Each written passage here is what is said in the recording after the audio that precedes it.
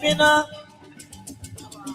eno bina, Yeah. Secretary India grow, Secretary India grow, na bina sewa. Bina, mamna, mamne, Secretary India grow, Yeah. Secretary India grow, bina sewa. Mamna, bina, mamne. Bena.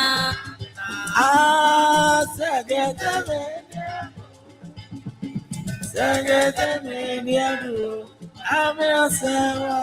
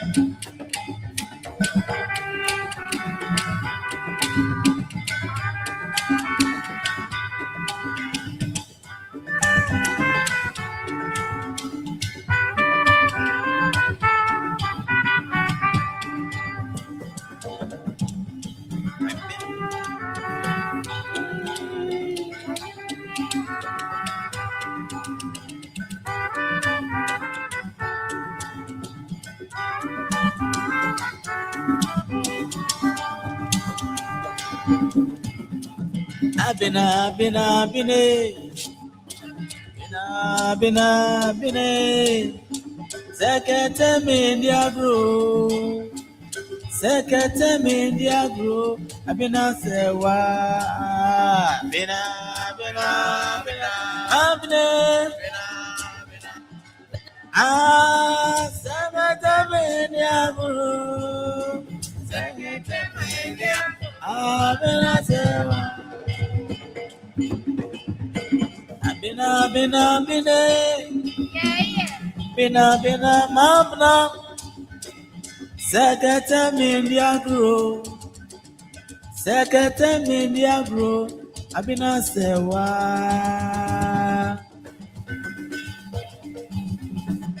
Bina, mamna, Bina, Secretary India grow, Secretary India grow, Abina sewa, mamna. Bina, abine. Secretary India grow, Secretary India grow, Abina sewa.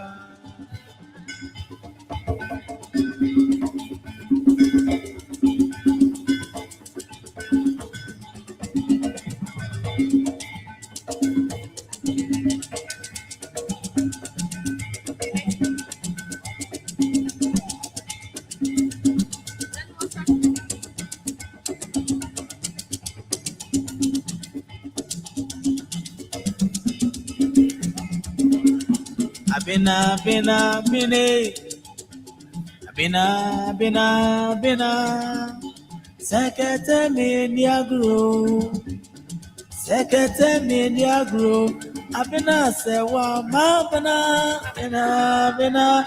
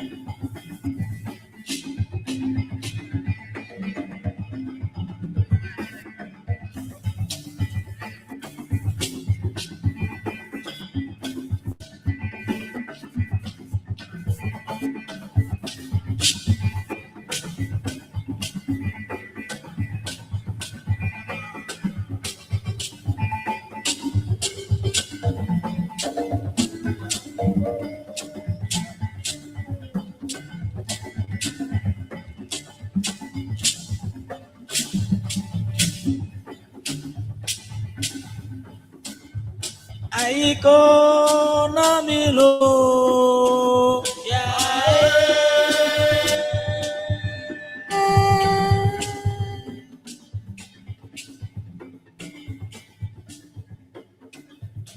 Aiko na milo ya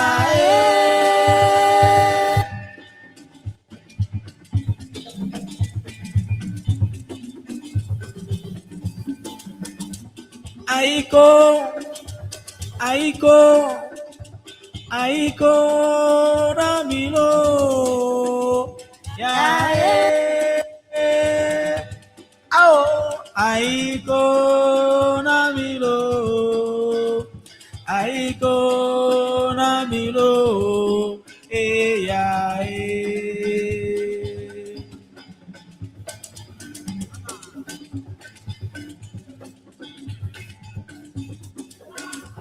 Aiko Amilo ya Sua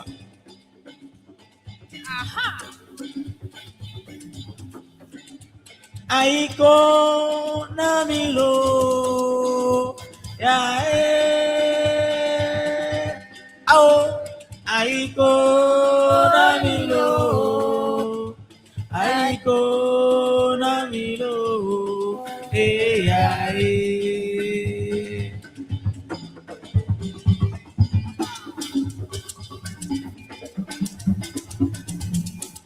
Mr. Kafui, you're welcome.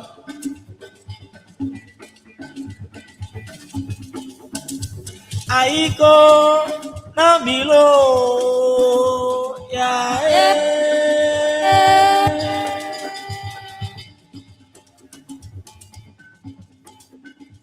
Aiko Namilo ya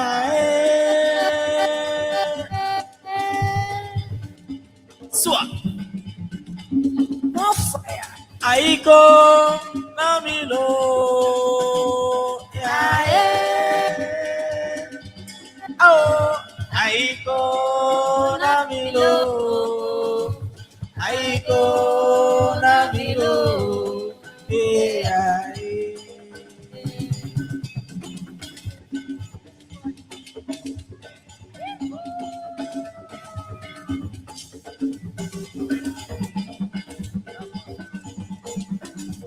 Aiko Namilo ya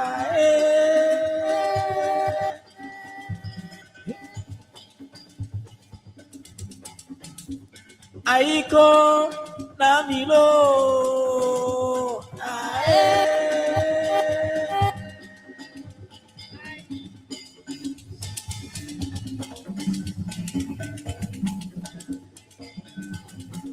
Bome Aiko Namilo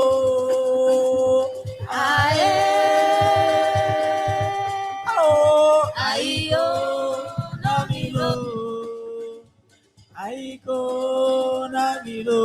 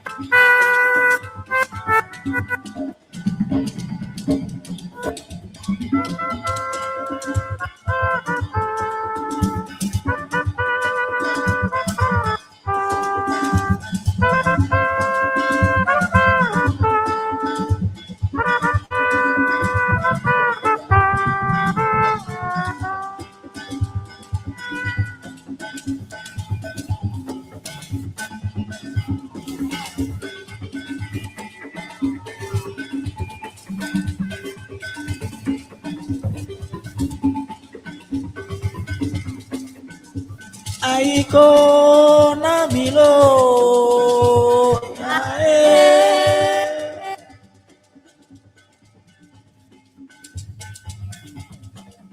Mr. Ziga, you're welcome. Aiko Namilo.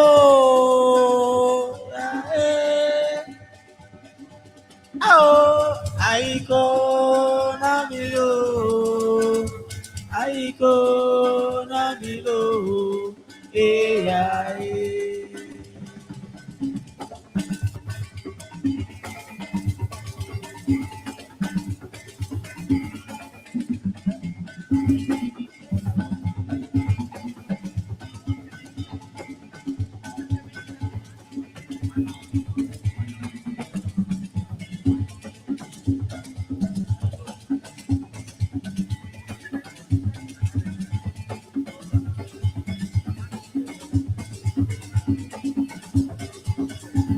O machonye ji ajia, machonye be agapo, machonye bese awodo na ma o esiae.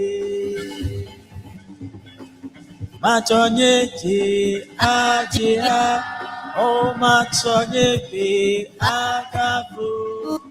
Machonye no se awodo na mau esiae. Ofoma we benunye bakbako kwe onambo. Machonye no se awodo na mau esiae.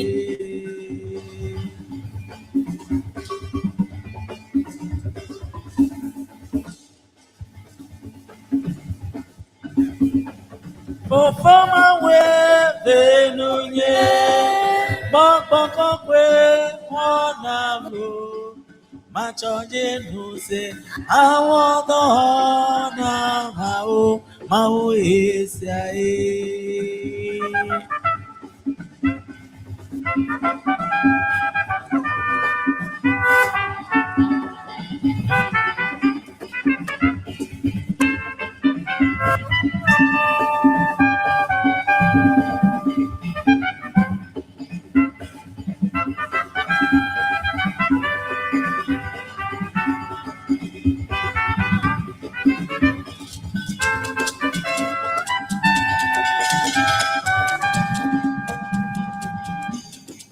Machonye gbe aji ha, machonye ji akapu, machonye no se awodo na mau esiae.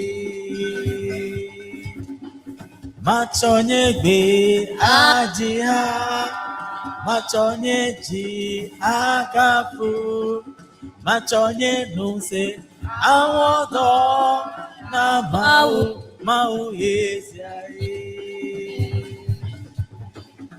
Ofoma we benunye bakbako kwe onalu. Awo machonye no se awodo na mau esiae.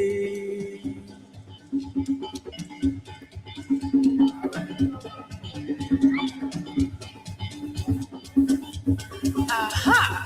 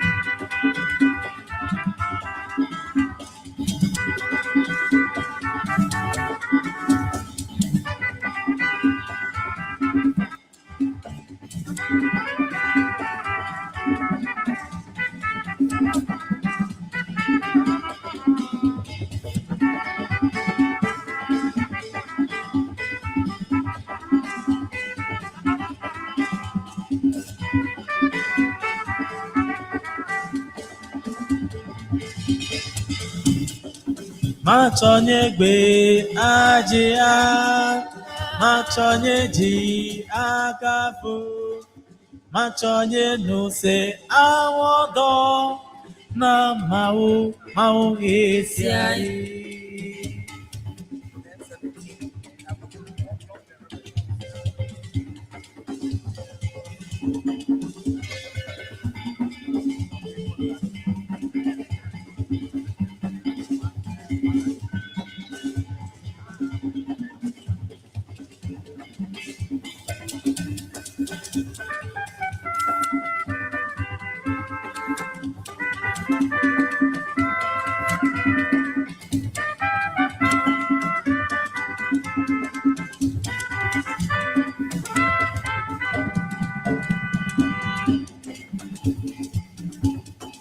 Yesu sofie, Yesu galena ne woge, Yesu sofie, awo.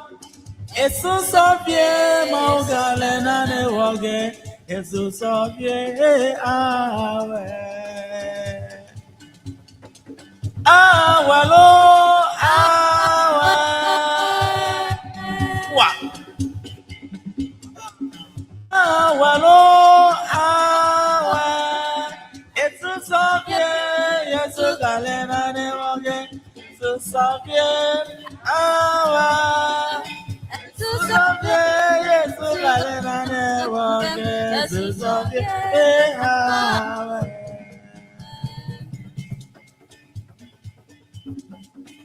Yesu sofie, mau galena ne woge, Yesu sofie, awe.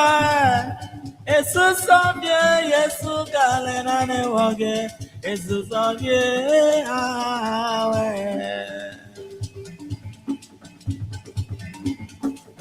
Awe lo, awe.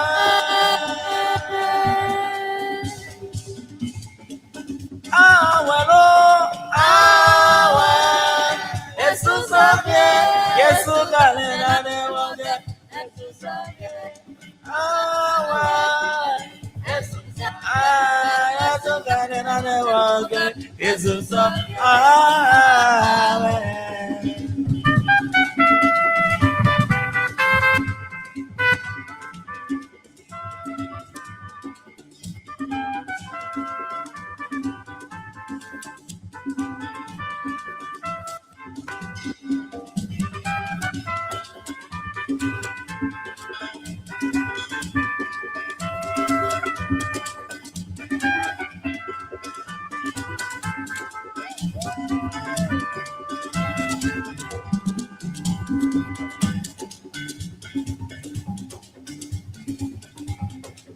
Awalo, awe. Awalo, awe. Yesu sofie, Yesu galena ne woge, Yesu sofie, awe.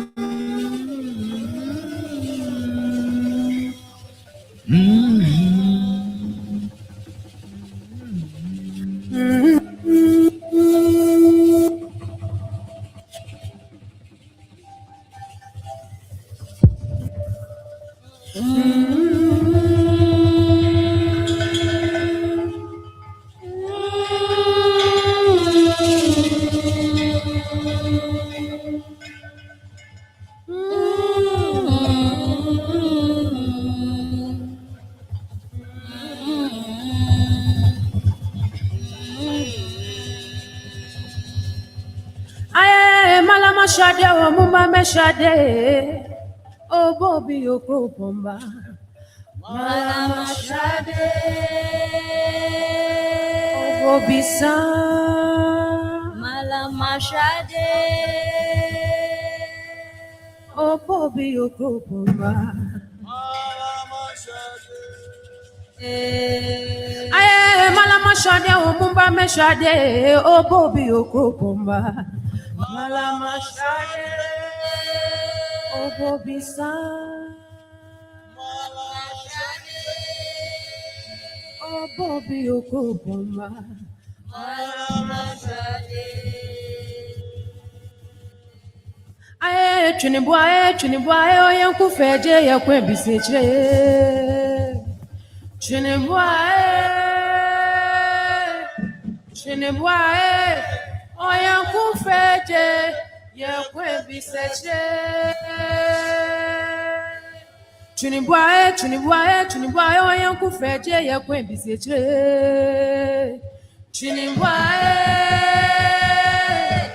Chinibwae, oyanku feje ya kwebiseche.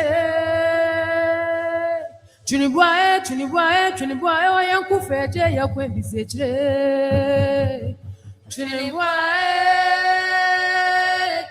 Chinibwae, oyanku feje ya kwebiseche.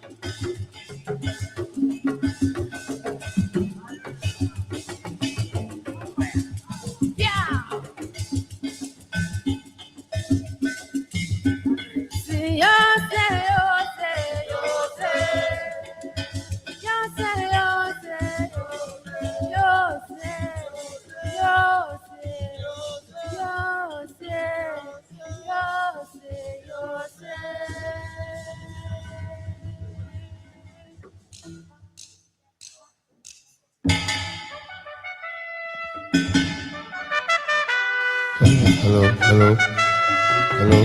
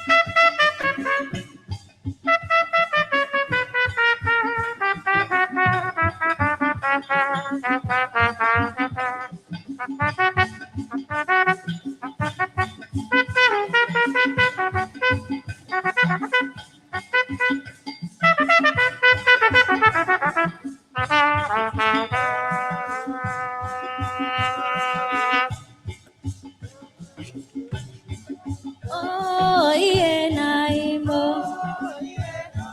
Oh, yeah, naimo. Babankura, babankura.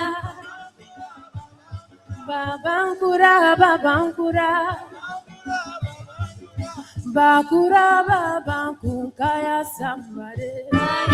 Bakura, babankukoyo sambare. Bakura, babankukaya sambare. Bakura, babankukoro sambare. Oh, yeah, nair. Oh, yeah, nair. Oh, yeah, nair. Oh, yeah, nair. Babankura, babankura. Babankura, babankura. Babankura, babankura. Babankura, babankura. Bakura, babankukaya sambare. Bakura, babankukoro sambare. Bakura, babankukaya sambare. Bakura, babankukoro sambare.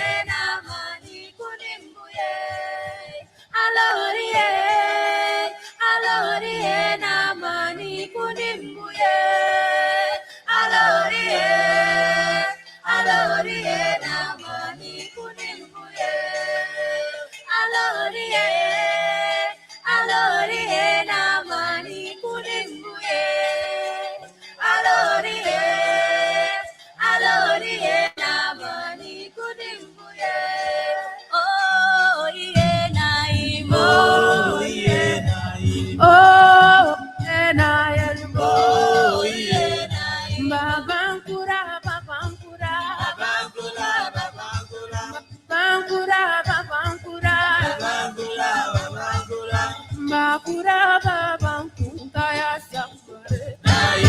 Bakura baba koro sambare. Baba kaya sambare. Bakura baba koro sambare.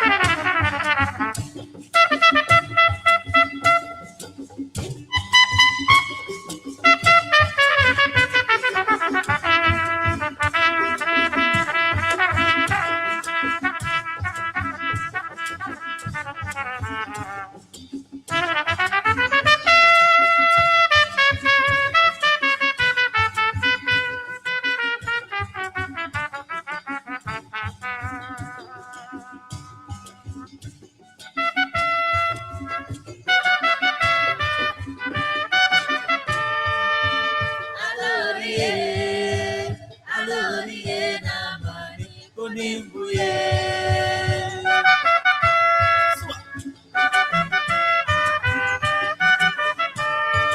Oh, Alorie, Namani kunimbuye.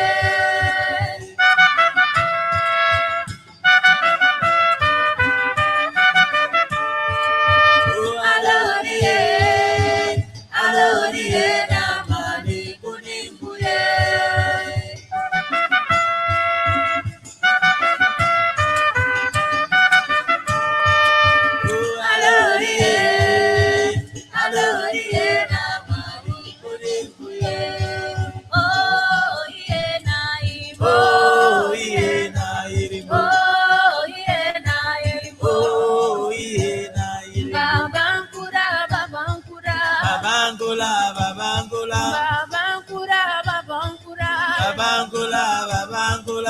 Bakura baba kukaya sambare.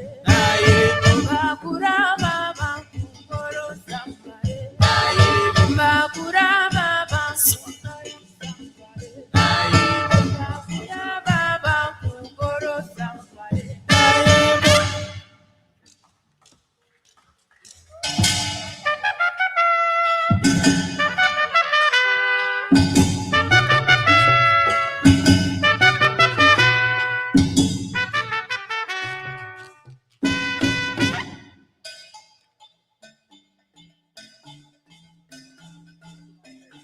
Moji Ensemble. Yeah.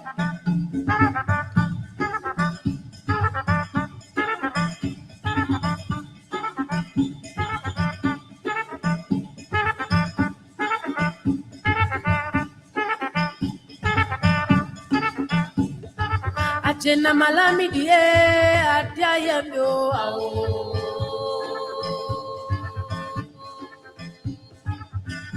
Sweetie jale miwo.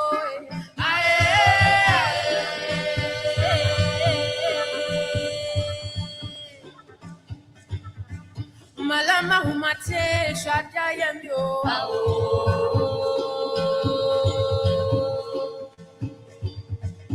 Sweetie jale miwo.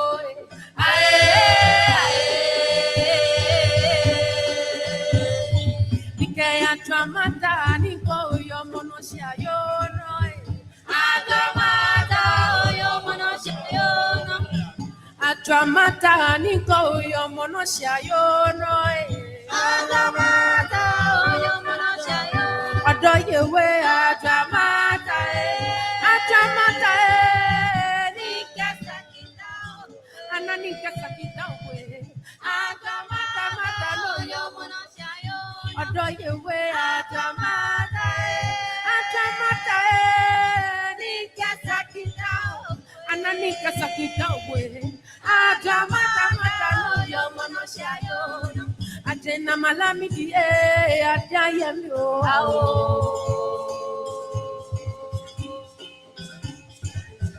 Sweetie jale miwo.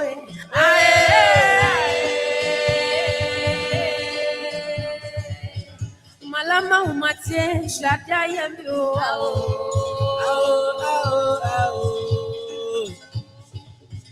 Sweetie jale miwo.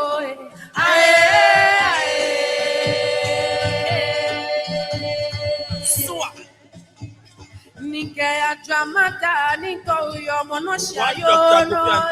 Atramata mata yo monosia yo no. Atramata nike yo monosia yo no. Atramata yo monosia yo no. Adoyewe atramata nika sakitao ananika sakitao we. Atramata yo monosia yo. Adoyewe atramata nika sakitao ananika sakitao we. Atramata yo monosia yo no.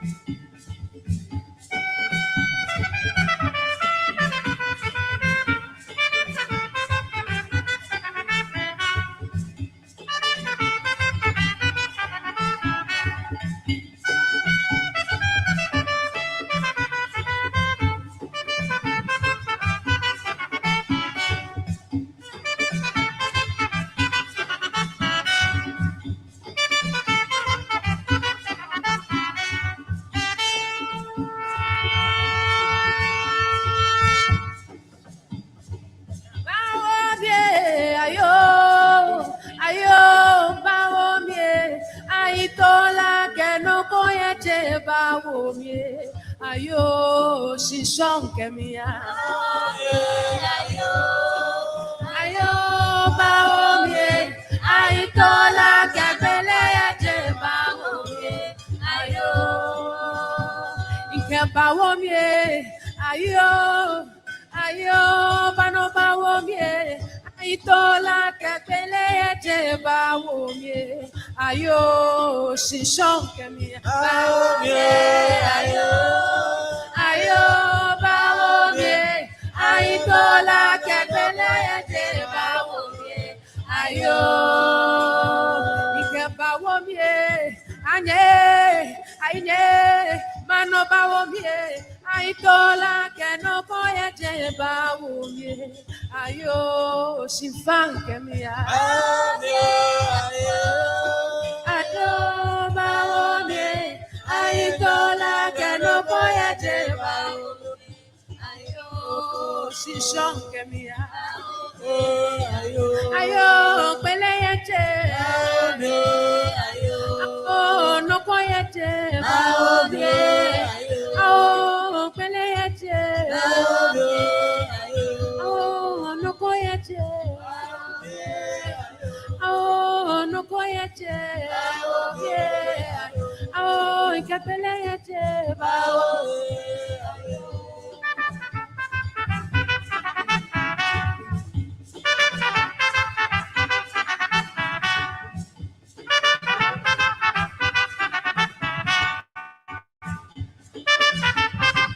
See.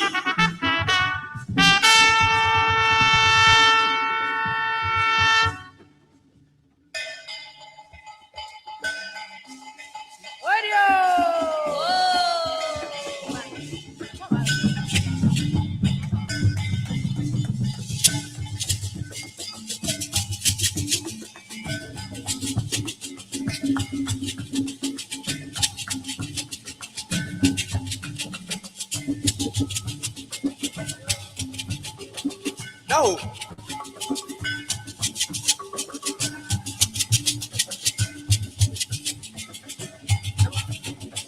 Orodio.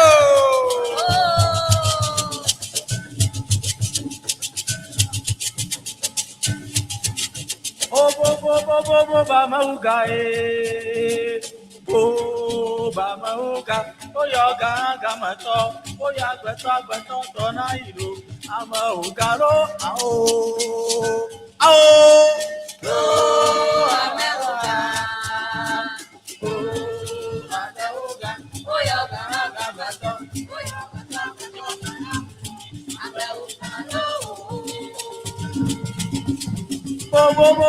Bamauga, yeah, Bamauga, oh, Yoga, Nagamato, oh, Yagbato, Tonairo, Amaugaro, oh, aye, oh, Bamauga, oh, Bamauga, oh, Yoga, Nagamato, oh, Yagbato, Tonairo, Amaugaro, oh, Bamauga, oh, Bamauga, oh, Yoga, Gamato, oh, Yagbato, Tonairo, Amaugaro, oh, Papa,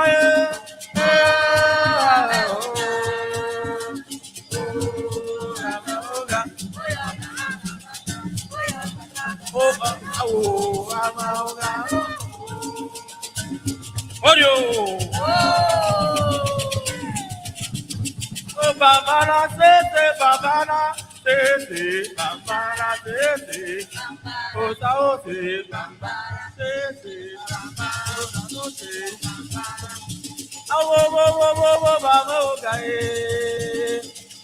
Bamaoga, oh, Yoga, Gamato, oh, Yagbato, Tonairo, Amaogalo, oh, aye, oh, Amaoga, oh, Yoga, Gamato, oh, Yagbato, Amaogalo,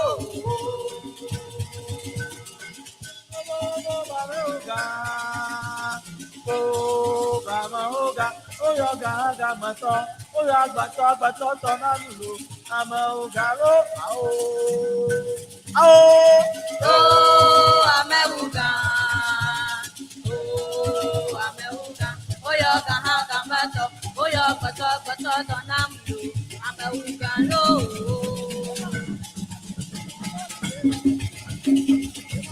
Yema, Naho, Jima, Naho, Ajima, Yema, Jima. What are you?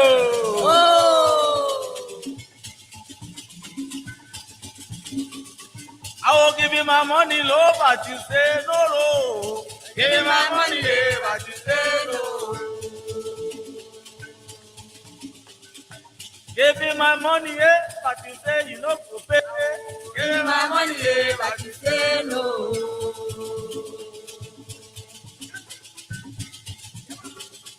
I will give you my money, but you say no, no. Give me my money, but you say no. You give me some contract, I'm finishing the work, but you say you no go pay. Audio. You give me some contract, I'm finishing the work, but you say you no go pay. Give me my money, but you say no, no. Give me my money, but you say no. I give me my money, but you say you no go pay. Give me my money, but you say no. I kaka masago, Dedi Amalu, oh, kaka masago, Dedi Amalu, kaka masago, kaka masago,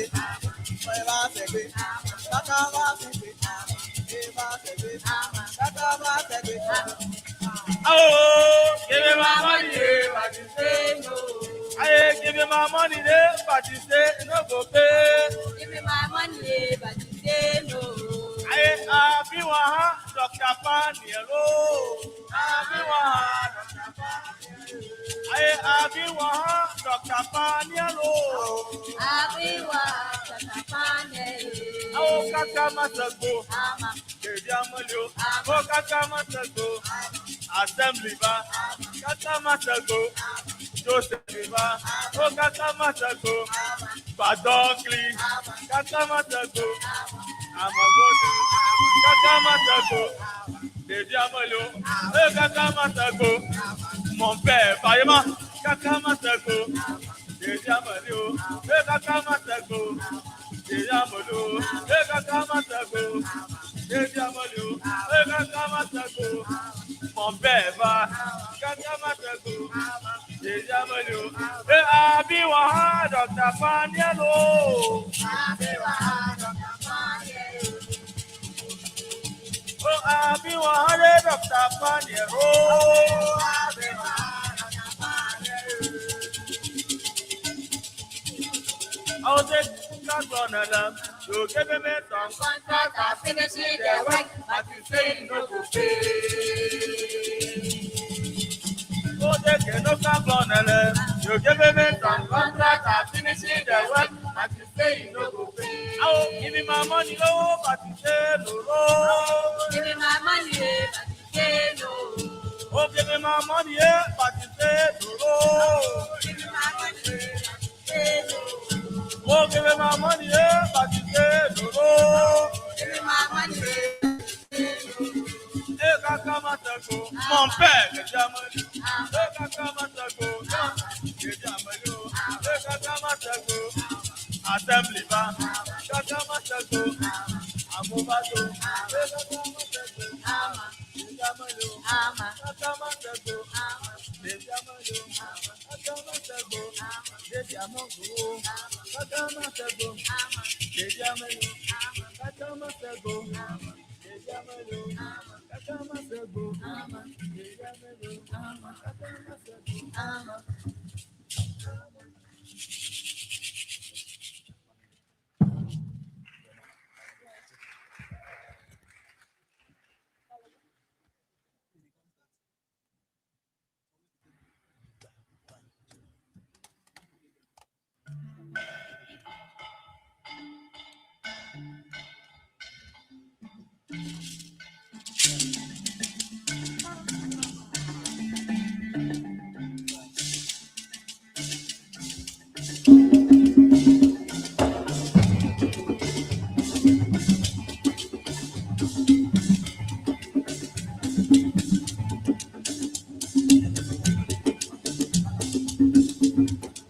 Antona, yo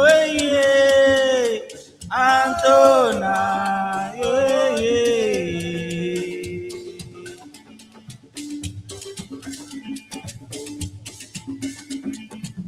Antona, yo Antona, yo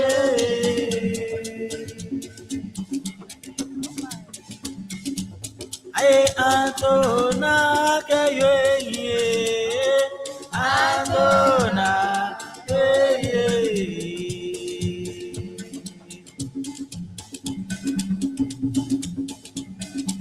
Ay, Antona, yo Antona, yo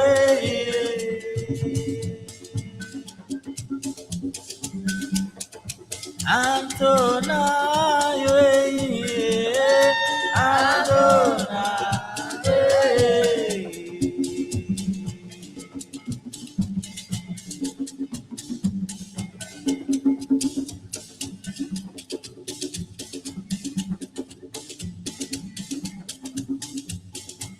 Nika Antona, yo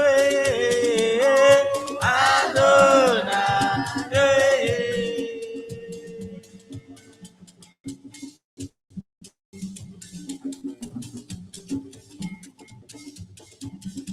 Ay, Antona, yo Antona, Ninja Antona, Antona,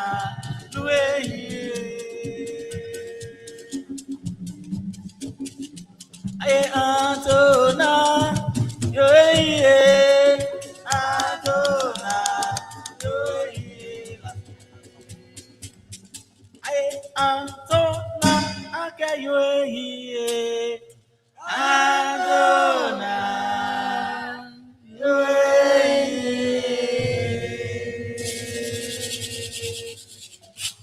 Let us appreciate the arts, the craft, the performance of Moji Ensemble from the School of Performing Arts, University of Ghana. Distinguished guests, ladies and gentlemen, welcome to the Great Hall for the Open Door Dialogues Decade of our Repatriation. My name is Kafui Day. It's my pleasure to be your Master of Ceremonies.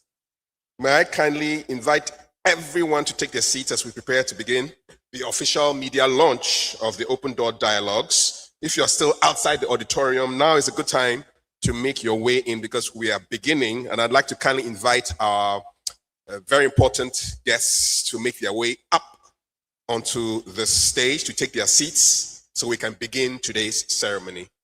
Thank you very much. Obinfo, please bring your guests up on the stage for me. Thank you.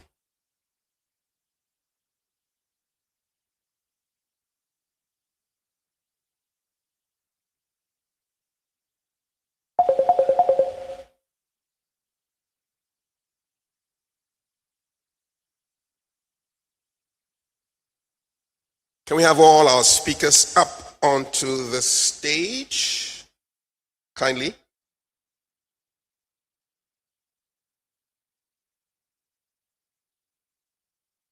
Professor Ntewusu, Dr. Kuvo, Obinfo, Mr. Nanaya Mante from SIC Insurance PLC, Professor Kobe Mensah, Ambassador Millie Tucker, Professor Imhotep Alagidede, up on the stage for me.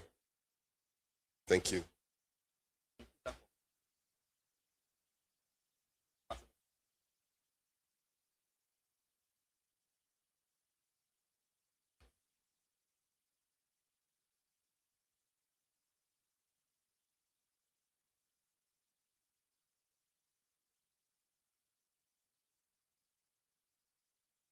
Distinguished guests, ladies and gentlemen, that means that every seat in the front belongs to you. You are my VIP, so you can promote yourselves to the front without writing any examinations. So let's fill the front rows. It looks nicer on camera. So there's a space there. There are 3 spaces here. Spaces in the front. Let's sit in all the front seats.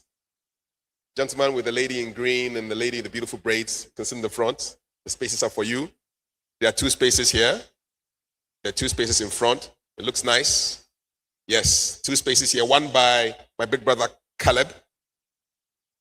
Thank you so much. Let's all try and move as far forward. Ushers, please help my people to move everybody as far forward as possible.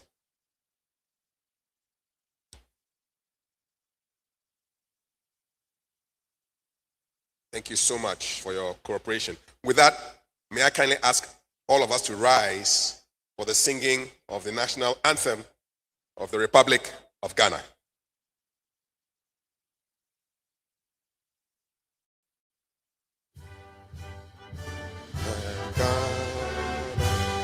And make our nation great and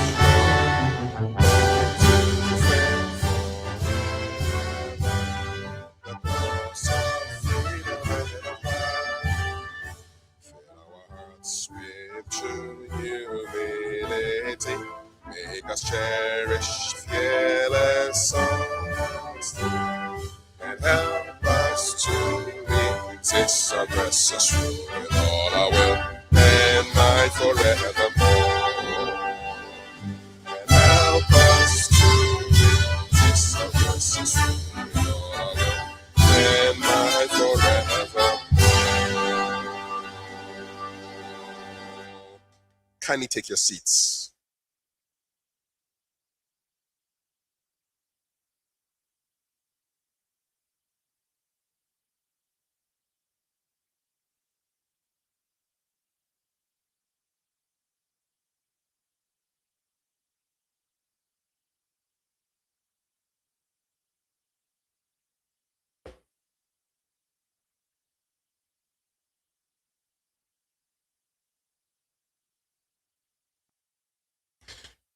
Distinguished guests, ladies and gentlemen, the Open Door Dialogues was conceived as a platform to build stronger relationships between Africa and the global African diaspora. We're happy to have all of you here with us, and this initiative has become possible because of remarkable collaboration, and we wish to express our sincere appreciation to the institutions, organizations whose partnership has brought today's vision to life.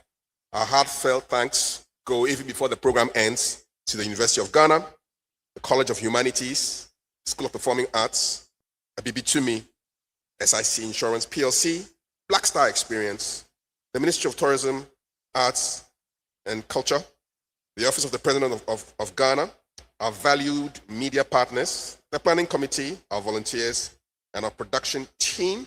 Ladies and gentlemen, please join me in showing our appreciation to all our partners and sponsors with a warm round of applause. And before we proceed further, it's fitting that we invoke the blessings of our ancestors and acknowledge the spiritual foundations upon which this gathering is built. To lead us in a traditional prayer is the visionary behind the Open Door Dialogues, a distinguished scholar, Pan-Africanist, linguist, and founder of Abibitumi. Ladies and gentlemen, please welcome Obinfo Professor Obadele Kambo.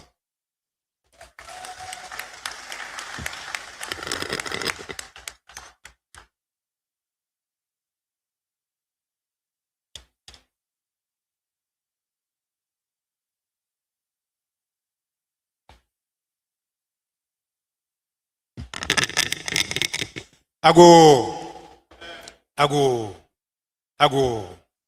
the mama kwaba. Miawezo, Nyebake, Ekabo, Karibuni, excellent Chijam.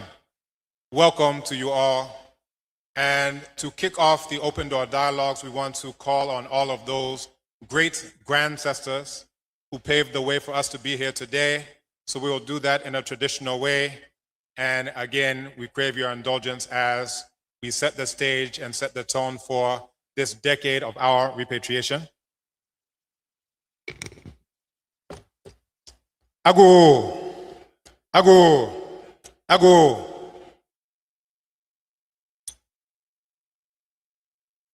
Otumfa radio nyoko ponchire mponkwame ya chere wonsuo ene ya ma wonsuo asase ya amponinamwa asase ya odi amu awosama ya duane die demrefedue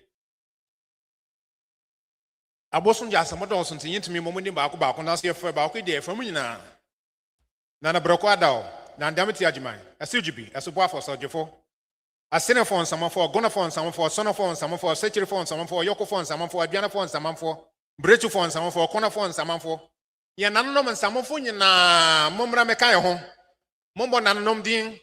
So please mention the names of our great grandsters who paved the way for us. Nana Kwame Nkrumah. Please mention their names with me. As you.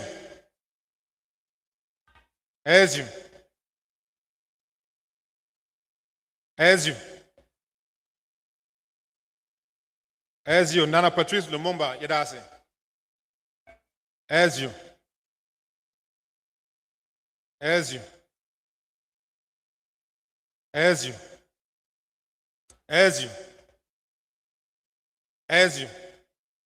Muyina mumra mekaye ho na ene de ene se ene ye fiara nopa.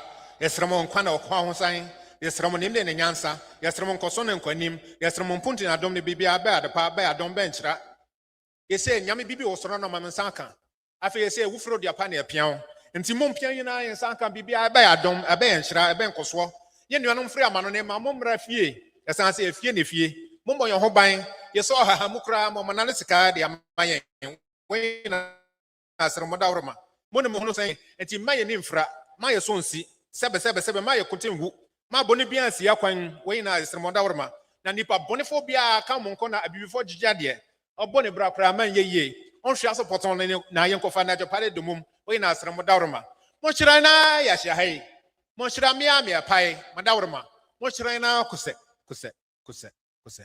ewie.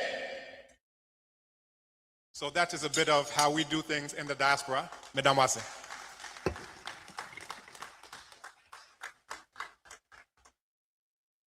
Yes, Wase. Thank you very much. Akpena Obinfu, Professor Obadele Kambon, for the prayer.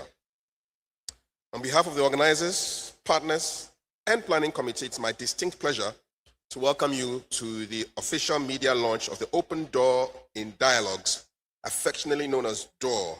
And D.O.O.R. stands for Decade of Our Repatriation. My name is Kafui Day. It's an honor and a privilege to serve as Master of Ceremonies for this very significant occasion. Today marks more than the launch of another initiative. It marks the beginning of a bold conversation, one designed to strengthen meaningful connections between Ghana, the African continent, and the global African diaspora. D.O.O.R. seeks to create practical pathways for dialogue, for investment, for education, for cultural exchange, and for enduring collaboration among African people across the world. With your permission, let us acknowledge the distinguished personalities who honor us today with their presence. Our special guests of honor, Minister, State Department, State of the African Diaspora, Her Excellency Ambassador Millie Tucker. Ambassador, give us a wave so we know that you're here. Thank you very much. Of course, we are honored by the presence of Obinfo, Professor Obadele Kambon, who just prayed, founder of the BB2Me and convener of the Open Door Dialogues. We acknowledge the presence of Professor Imhotep Alagidede. The provost of the College of Humanities is represented today by the acting dean of the School of Performing Arts, University of Ghana, Dr. Sylvanus Koshi Kuvo. Give us a wave, sir. We also have representatives of the University of Ghana, traditional leaders, government officials, members of the diplomatic community, members of the media, distinguished invited guests. We are all welcoming you to today's event. And this initiative has been made possible because of remarkable collaboration, and our sincere appreciation goes to the University of Ghana, the College of Humanities, the School of Performing Arts, BB2Me, SIC Insurance, PLC, Black Star Experience, the Ministry of Tourism, Arts and Culture, Office of the President of Ghana, our valued media partners, the planning committee, our volunteers, and the production team as well. Now, a little bit about the Open Door Dialogues. It was conceived as a platform to build stronger relationships between Africa and the global African diaspora. What it seeks to do is to recognize that our shared history should inspire a shared future. So D.O.O.R. is about opening opportunities, very much pun intended, for meaningful dialogue, for investment, for education, for research, for cultural exchange, and sustainable partnerships that benefit Africans everywhere. It's been championed, as I said earlier, by Albinfo Cambon, together with dedicated colleagues and partners who believe that reconnecting Africans across the world is not merely symbolic, but it is essential to Africa's future prosperity and global influence. And why the University of Ghana? Well, it's only fitting that this journey begins right here. This could hardly be a more appropriate venue than this place, the University of Ghana, our nation's premier institution of higher learning and a respected center of scholarship, of leadership, and of Pan-African thought. And its support reflects the importance of bringing together academia, government, industry, and the African diaspora around one shared vision. Before we hear from the Provost's representative, it's my pleasure this morning to bring onto the stage the director of the Institute of African Studies to address us. Let's welcome Professor Samuel Intawusu.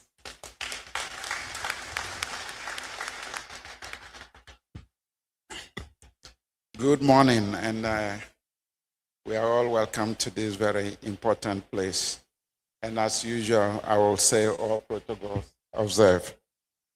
It is a great honor to be invited to this special media lunch and dialogue series, D.O.O.R, Decade of Repatriation, spanning 2026 to 2036. D.O.O.R intends to create structural conversation among returnees, diasporans, scholars, entrepreneurs, cultural leaders, students, public figures, media practitioners, institutional partners, employees and employers around repatriation and also issues of brain gain. At its foundation in the 1960s, Kwame Nkrumah charged the Institute of African Studies to engage in research on Africa and its diaspora using African-centered methodologies. The same methodology should be applied to teaching and advocacy. The Institute has since then been devoted to this long-standing commitment to African-centered knowledge and knowledge generation, including issues of Pan-African thought, cultural restoration, diaspora engagement, and practical national transformation. The D.O.O.R initiative, as far as the Institute of African Studies is concerned, is a natural component of activities already engaged in by the Institute of African Studies and also the University of Ghana. IAS is open for stakeholder engagements.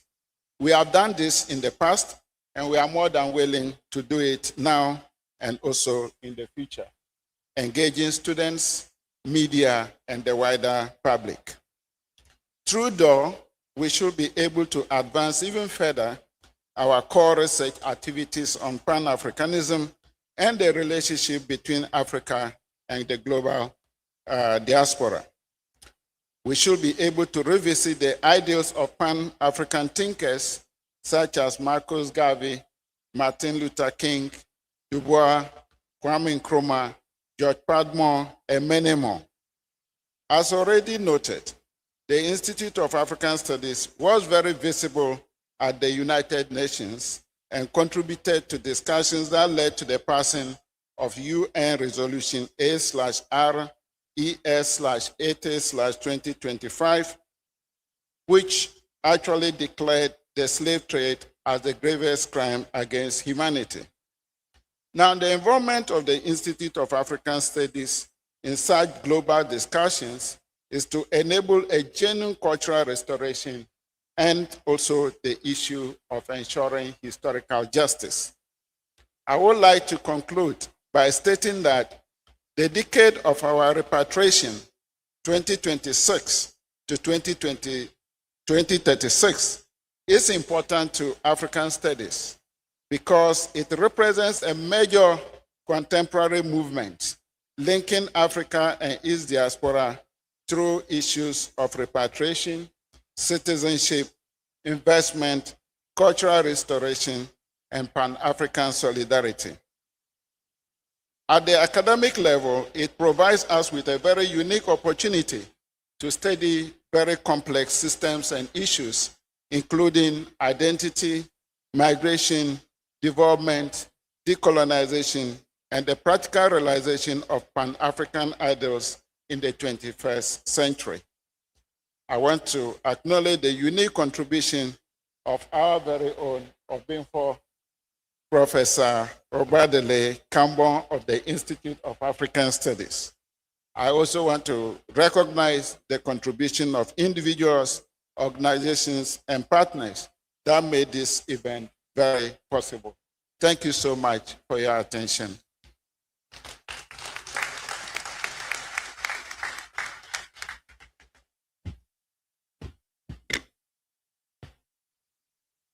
Thank you very much, Professor Samuel Ntewusu. We appreciate you for reminding us that Africa's story is best told by Africans, and that institutions of scholarship have a very vital role to play in reconnecting our past with our future. Your remarks have set a fitting intellectual foundation for today's launch. Distinguished guests, ladies and gentlemen, our next speaker joins us on behalf of the Provost of the College of Humanities. He's an accomplished academic, theatre practitioner, and administrator who currently serves as acting dean of the School of Performing Arts, University of Ghana. His leadership continues to strengthen one of Africa's foremost centers of the study and celebration of culture and the performing arts. Please join me in warmly welcoming Dr. Sylvanus Koshi Kuho to deliver the welcome message on behalf of the Provost.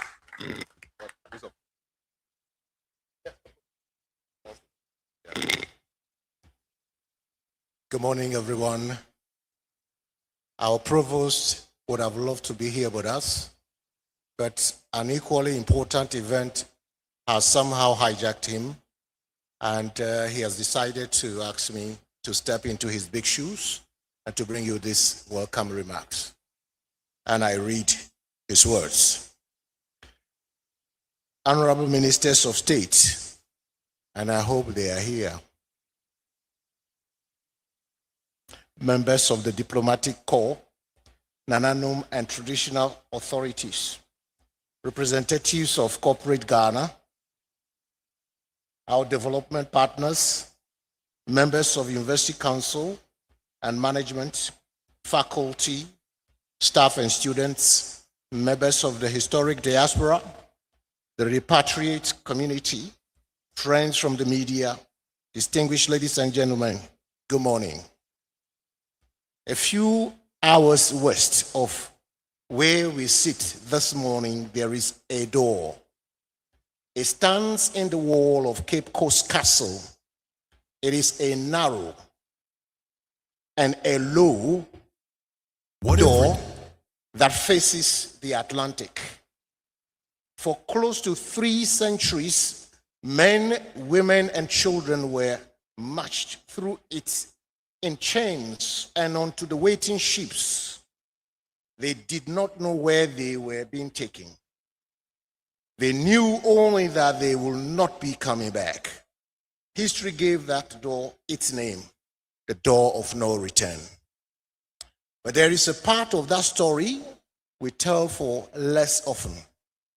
In 1998, the remains of 2 people of African descent were brought home across the same ocean, laid in state here in Accra, and then carried back through that same doorway, this time from the sea inward. And on the far side of the door, facing the water, someone painted 3 words, door of return. Same door, same stone, a different direction of travel. That is what brings us here this morning. It is my pleasure to welcome you to official media launch of the Open Door Dialogues, an initiative of the College of Humanities, University of Ghana, and with it, the decade of our repatriation, 2026 to 2036. The name is not a decoration. D.O.O.R, stands for the decade of our repatriation. Our work over the next 10 years is not to take a door that history slammed shut, that our forebears priced open, and to hold it open, not for a year, for a decade, and not as a gesture, but as a plan. Ghana has walked this road before. In 2019, the year of return called all people home to mark 400 years since the first of us were landed in Virginia. And the world answered. What we propose now is different in kind. A homecoming can be a moment. A decade must be a structure.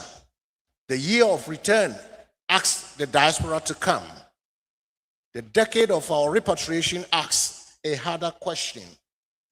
When they come, what do they find and what can they build? As Ghana's premier university, we have a responsibility not only to generate knowledge, but to convene those who can act on it. The open door dialogues are our answer to that responsibility. They will bring government, academia, traditional authorities, the private sector, development partners, civil society, students, entrepreneurs, repatriates, and the diaspora into the same room to name the obstacles plainly and to design solutions grounded in evidence rather than sentiment. Distinguished ladies and gentlemen, let me be clear about what we mean by repatriation, because the word is often misheard. Repatriation is not a plane ticket. It is belonging, opportunity, enterprise, citizenship, cultural reconnection, and a real state in national development. A person can land at Kotoka and still not have come home. Land tenure, residency, registering a business, the recognition of qualifications earned abroad, the simple question of where a returnee's children go to school. These are the things that decide whether a return home becomes a life. And those who leave these questions must have a voice in sharing the policies that govern them. We will not talk about the diaspora. We will talk with them. A major focus of this initiative is the conversation of brain drain or conversion of brain drain into brain gain. For decades, this continent has watched its brightest walk through airport gates in search of what they could not find at home. Migration is a global reality, and we do not memorialize about it. But we hold a plain conviction. Africa possesses the human and natural resources to create those opportunities here, and a continent that exports its talents and imports the expertise has the equation backwards. One aim is an environment. Our aim is an environment in which a talented young African sees Ghana not as a place to live, but as a place where innovation, enterprise, research, and professional excellence can flourish. The dialogues will serve that aim by building partnerships, attracting investment, encouraging knowledge exchange, and strengthening the ties between this continent and its global family. A central component will be the entrepreneurship, job recruitment, and innovation fair, which will connect students, graduates, job seekers, entrepreneurs, and innovators with employers, investors, and strategic partners.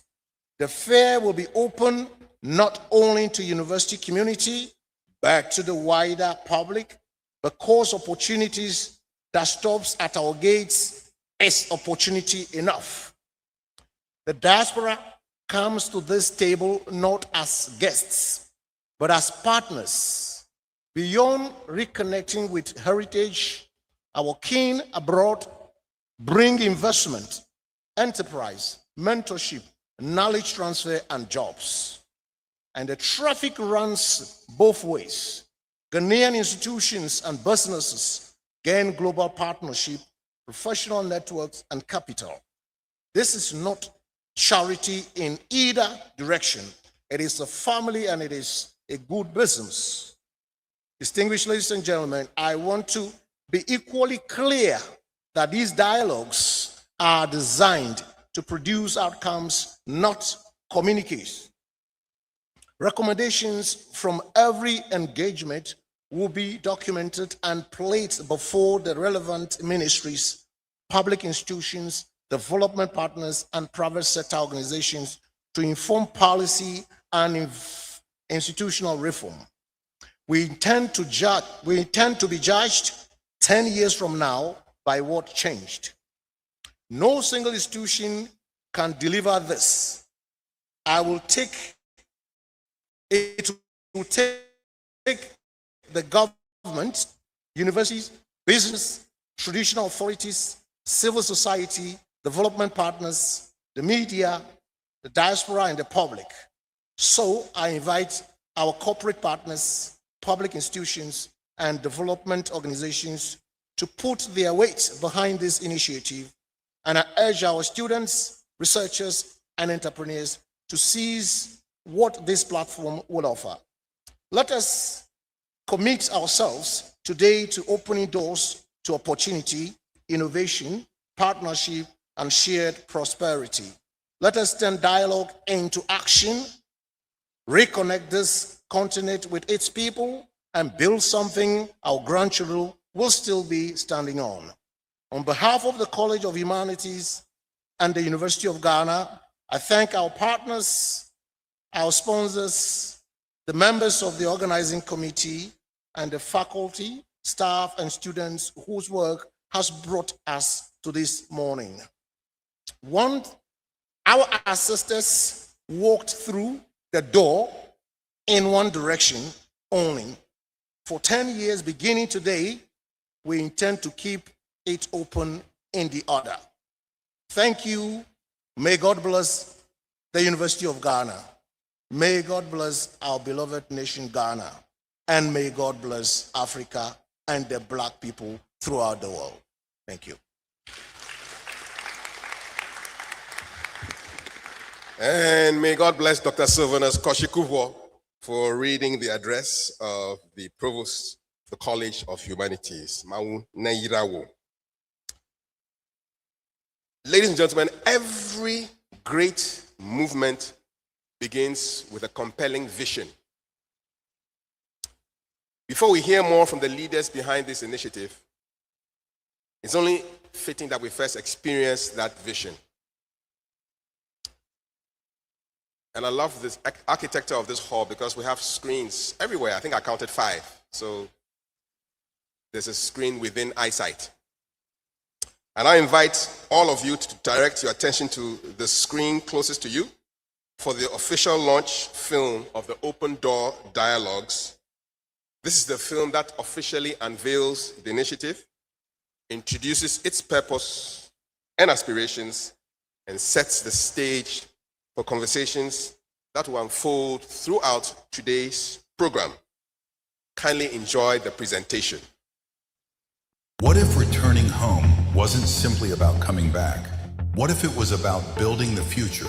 Across the world, thousands are asking the same question. How can I reconnect? How can I contribute? How can I belong? The University of Ghana College of Humanities presents Open Door Dialogues, where ideas become partnerships and dialogue becomes action.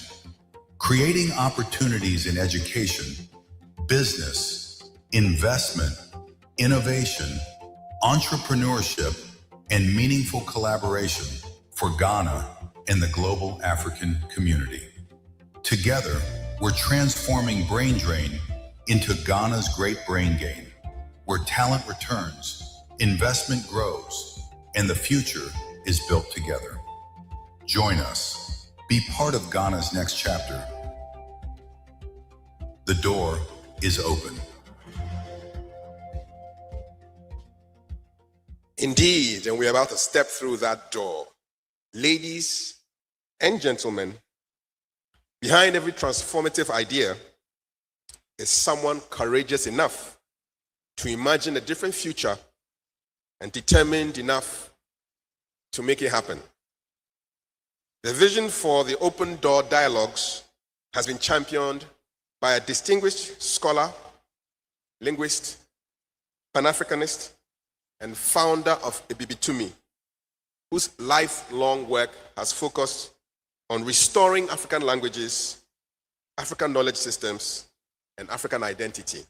It's my honor to invite the convener of the Open Door Dialogues to deliver the opening address. Let's welcome Obimfo, Professor Obadele Kambon.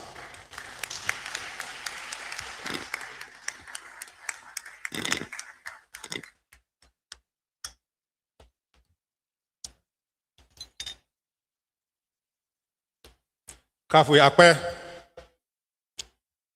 Before I get started, I want to acknowledge some significant guests who we have here in the audience.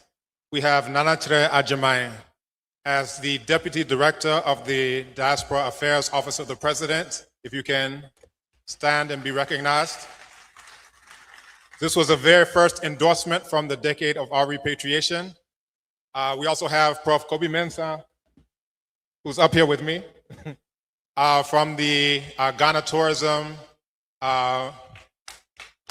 GTDC Development Company. And this was our very second endorsement. He will give some remarks, but I want to recognize him as well. We also have our surveyor, Sarah Zida, from the Ghana Institution of Surveyors, with whom Decade of Our Repatriation has an MOU. We have Nana Fofi of Achem Abuakwa, a distinguished Nkoso Hema, who is with us here today. I believe we have the ambassador for Cuba present. Stand and be recognized. Thank you. We have my sister, Nataki Kamban, the co-founder of Decade of Our Repatriation.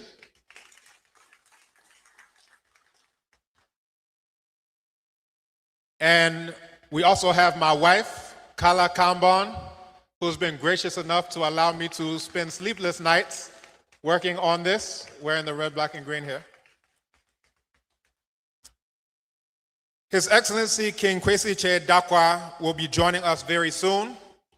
There are a lot of protocols that are necessary for him to be able to come through these doors, and we will pause the program when he does come to play the national anthem. So when he does come, everyone please do be sure to rise. We'll continue to recognize those who are in the audience as we continue. We have AAAG, Jamaica Affairs, we will continue to recognize them. His Excellency King Kwesi Che Dakwa is the President's Special Envoy to the Caribbean. Nananom Nieme Name, Ambassador Millie Tucker.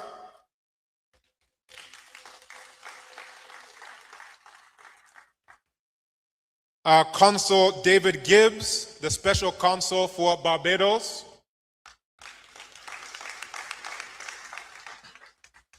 Professor Imhotep Alagi Dede, the Bank of Ghana Chair in Economics and Finance.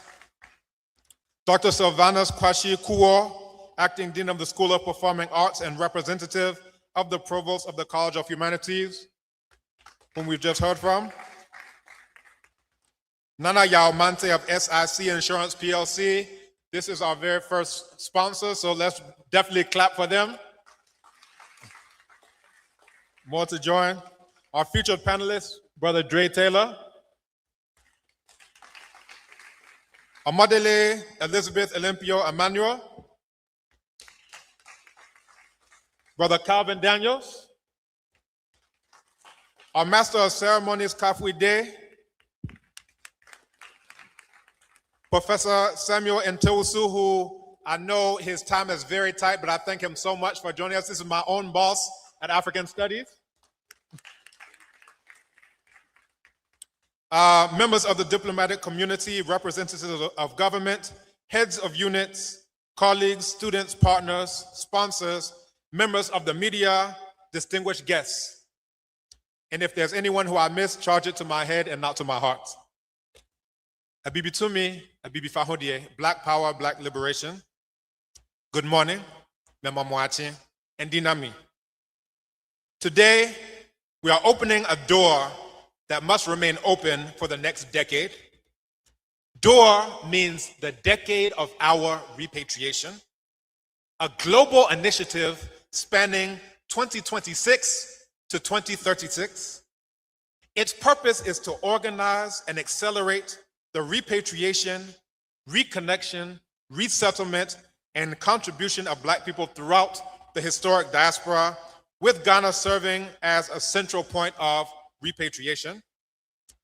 D.O.O.R is an umbrella initiative and practical resource hub. We are building a trusted front door through which people can find reliable information, credible institutions, verified service providers, partnerships, and opportunities before they repatriate, while preparing to repatriate and after they arrive. At its core, D.O.O.R is a self-reparations movement in motion, organizing what we can build now through our own institutions, our own skills, our own networks, and our own resources. This does not erase the responsibilities of states, corporations, and other institutions connected to the historic harms committed against Black people through enslavement, kidnapping, and trafficking. However, what it means is that we will continue building while those wider reparative claims remain before the world. D.O.O.R builds upon the cultural visibility generated from earlier return initiatives and commits the entire decade to structured resettlement, employment, enterprise, investment, institutional coordination, and follow-through. This is how repatriation can contribute to Ghana's great brain gain. The decade officially began with the address delivered by His Excellency President John Dramani Mahama on the first day of the Diaspora Summit at the Accra International Conference Center. On the second day, I delivered the articulated launch and explanation of D.O.O.R, setting out what it is, why it is necessary, how it should operate, and what the period from 2026 to 2036 should accomplish. President Mahama opened the decade. On the second day, I explained the door through which we intend to move during that decade. The institutional groundwork began before the summit.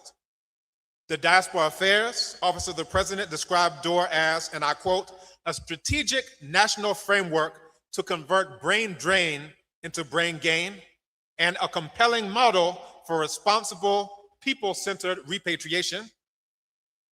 The Ghana Tourism Development Company called it a timely platform to convert this interest into structured engagement and people-centered repatriation.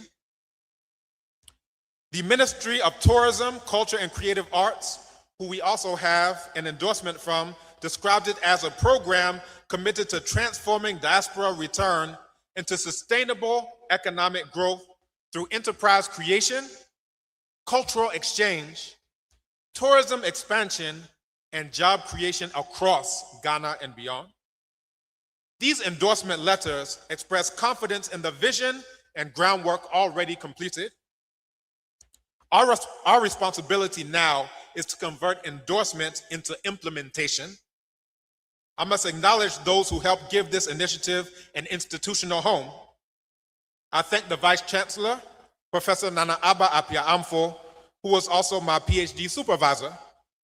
She directed me to identify an institutional home capable of giving the initiative the intellectual depth, credibility, and convening capacity required for work of this scale. That guidance led me to the College of Humanities. I expressed my profound appreciation to the provost, Professor Joseph Awetori Yaro, who championed the initiative within the college, stood firmly behind it, and constituted a stellar committee to transform the vision into an active institutional platform. Through the provost's office, the college has also sponsored today's refreshments. Let's give a round of applause to them. Professor Amfo and Professor Yaro are attending a university leadership meeting and are unable to join us. Professor Yaro is ably represented by Dr. Sylvanus Kwashi Kuo, who spoke to us previously. Professor Amfo and Professor Yaro, bedamwasepa. I recognize the members of the College of Humanities Open Door Dialogues Committee. Professor Sheena Lovia Boating, if she's here, she can raise her hand. She may be out taking care of our guests. Professor Fred Maunyo Janku, Professor Daniel Dramani Kipo Sunyezi, Professor Adokale Benedicta Lomote, Dr. Sarah Dogbaji, Dr. Johnson Wilson Apiakubi, and our committee secretary, Mr. Ebi Landry Kanga. I also acknowledge those co-opted to support the committee, Ms. Irene Kukwa Simpson, personal assistant to myself, Ms. Beatrice Boating, Grasag representative, Mr. Raja Mante, SRC representative, Mr. Andrew Amwatin, Professor Benedicta Lomote's representative. I thank each of you for helping to move this initiative from an articulated vision into an active university platform. D.O.O.R operates through 5 connected areas, documenting the needs and obstacles involved in repatriation and resettlement, convening government, traditional leadership, universities, businesses, professionals, Ghanaian communities, and the historic diaspora, developing practical pathways in housing, land, legal processes, employment, enterprise, investment, and post-arrival support, connecting people to credible information and opportunities, and reporting the outcomes. Following the main dialogue and fair on 30th of October, we will publish an initial public outcomes report of our work. The Open Door Dialogues Committee will coordinate that process, record commitments, and identify where follow-up remains outstanding. The Open Door Dialogues are the College of Humanities platform developed in support of this wider initiative. Through them, the university's research, teaching, convening power, and public responsibility meet the practical work of repatriation, employment, enterprise, and national development. Ladies and gentlemen, our process is clear. Dialogue must produce evidence. Evidence must lead to partnerships. Partnerships must open opportunities, and opportunities must produce action. The response from our students shows why the opportunity component matters. Within the first week of launching our student interest forum, we received 234 responses. More than 88% of those students expressed interest in future employment and specific internships, while approximately 97% authorized us to share their information with relevant employers and institutions. These responses account for business analytics, accounting, law, political science, psychology, linguistics, and more. Their responses show supply-side readiness. Students and graduates are prepared to present their skills and pursue practical opportunities. This is why the presence of Brother Dre Taylor, Amadele Elizabeth Olympio Emmanuel, and Calvin Daniels matter. They represent real estate, hospitality, and agribusiness, and demonstrate how repatriation can contribute to production, enterprise, employment, and community growth. Sponsors gain visibility through this initiative. They access talent, and they associate themselves with Ghana's great brain gain, youth opportunity, and enterprise development. The university, college, and faculty demonstrate how research and teaching can respond directly to public need while creating new research, policy, and partnership opportunities. We sincerely thank SIC Insurance PLC and all partners and sponsors who have recognized the value of this platform, including Ghana Tourism Development Company, who has availed themselves through publicity and other means as well. Ghanaian citizens and communities are intended as the primary beneficiaries of Ghana's great brain gain. Repatriation should strengthen local enterprises, create jobs, expand markets, commission services, and develop skills for people already living and building here. The government gains evidence-based recommendations. Traditional leaders provide cultural grounding. The diplomatic community connects Ghana to wider networks. The media gives the work public visibility and helps the public follow whether commitments have truly become action. As I bring my statement to a conclusion, the Entrepreneurship, Job Recruitment, and Innovation Fair on the 30th of October will be open to the general public. That was an idea from consultations with SRC, the Student Representative Council, and GRASAG, the Graduate Students Association.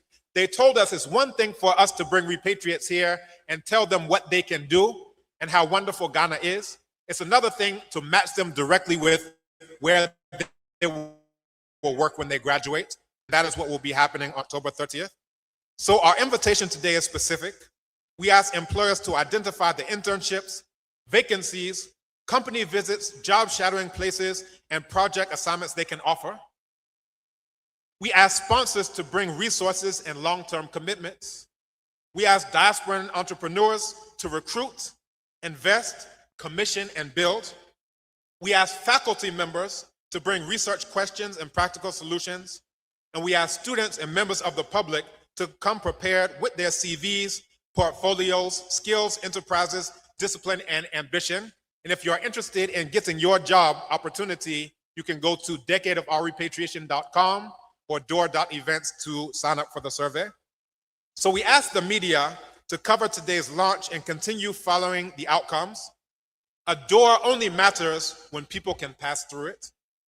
Today, we are opening a door between repatriation and settlement, between knowledge and action, between students and employers, between entrepreneurs and markets, between faculty research and public need, between Ghana and Black people throughout the historic diaspora. Let us keep that door open. Let us build through it. Let us make this decade count. Abibi Tumi, Abibi Fahondie, Black Power, Black Liberation, Madame Wase.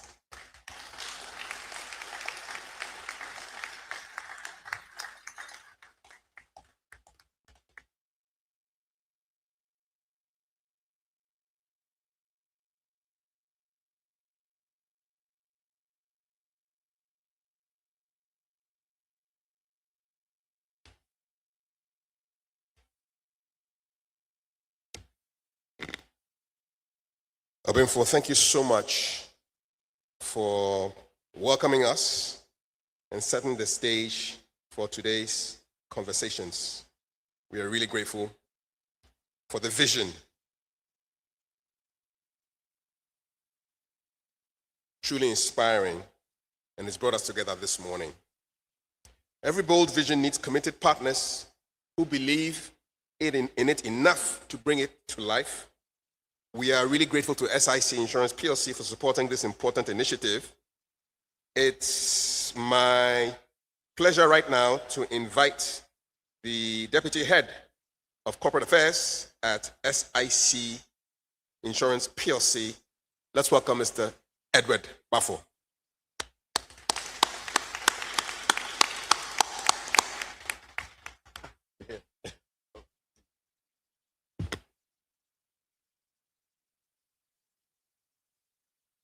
The head of School of Humanities, Nime Kename Nananum, special invited guests, members of the Diplomatic Corps, distinguished faculty members, alumni members, members of the media, our partners, ladies and gentlemen. Good day to you all. On behalf of the board, management, and staff of SIC Insurance PLC, I am delighted to join you at the launch of the Open Door Dialogue Series. We are honored to support this important initiative of the School of Humanities under the decade of our repatriation, D.O.O.R 2026 to 2036. At SIC Insurance PLC, we believe that national development is driven not only by economic investment, but also by the quality of conversations that shape our collective future. The Open Door Dialogues will create a unique platform where students, scholars, repatriates, members of the African diaspora, entrepreneurs, policymakers, media practitioners, and institutional partners can engage meaningfully on issues that are central to Ghana's long-term development. The themes of repatriation, enterprise, investment, brain gain, institution building, and cultural renewal present tremendous opportunities for our country. Equally, they call for thoughtful planning and effective risk management. As Ghana's leading indigenous insurance company, SIC Insurance PLC recognizes that every journey to live, work, invest, or establish a business must be backed by confidence and security. That is why our support for this initiative goes beyond sponsorship. We see it as an opportunity to contribute, not only in uniting families that have been separated for centuries, but also in creating practical protection pathways for repatriates, diasporans, students, entrepreneurs, professionals, and families who choose Ghana as a place to build their future. Whether through asset protection, enterprise support, event insurance, or broader risk education, SIC Insurance PLC stands ready to play this part in enabling sustainable growth and successful reintegration of our brothers and sisters who wish to come back home. We also commend the organizers for their thought leadership in using today's media launch to introduce this visionary initiative to the nation and to build momentum towards the inaugural Open Door Dialogue in October. We are confident that the conversations and interactions developed in this dialogue between university students, the general public, and inspirational guest speakers will generate ideas, partnerships, and solutions that will benefit Ghana for many years to come. As Ghana has always been a pioneer in Pan-African endeavors, we are proud to be associated with this event, which will receive its due recognition from the African diasporan family across the globe. SIC Insurance PLC is proud to be a sponsor of today's visionary intervention, and it reflects our own commitment to protecting people, supporting enterprise, and contributing to national development.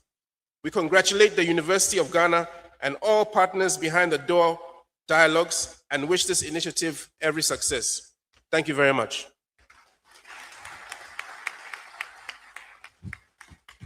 Thank you very much, Mr. Balfour, for supporting this initiative.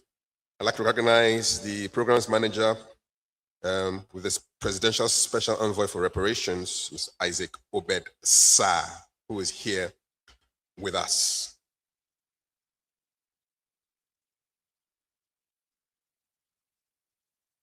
Distinguished guests, ladies and gentlemen, as you probably well know, tourism is more than travel. It's about heritage, it's about identity, it's about discovery, and it's about connection. All values that lie at the heart of the Open Door Dialogues. Our next speaker leads the Ghana Tourism Development Company, which is an institution that is playing a key role in positioning Ghana as the preferred destination for heritage tourism and diaspora engagement. Ladies and gentlemen, please join me in welcoming the Chief Executive Officer of the Ghana Tourism Development Company, Professor Kobi Mensah.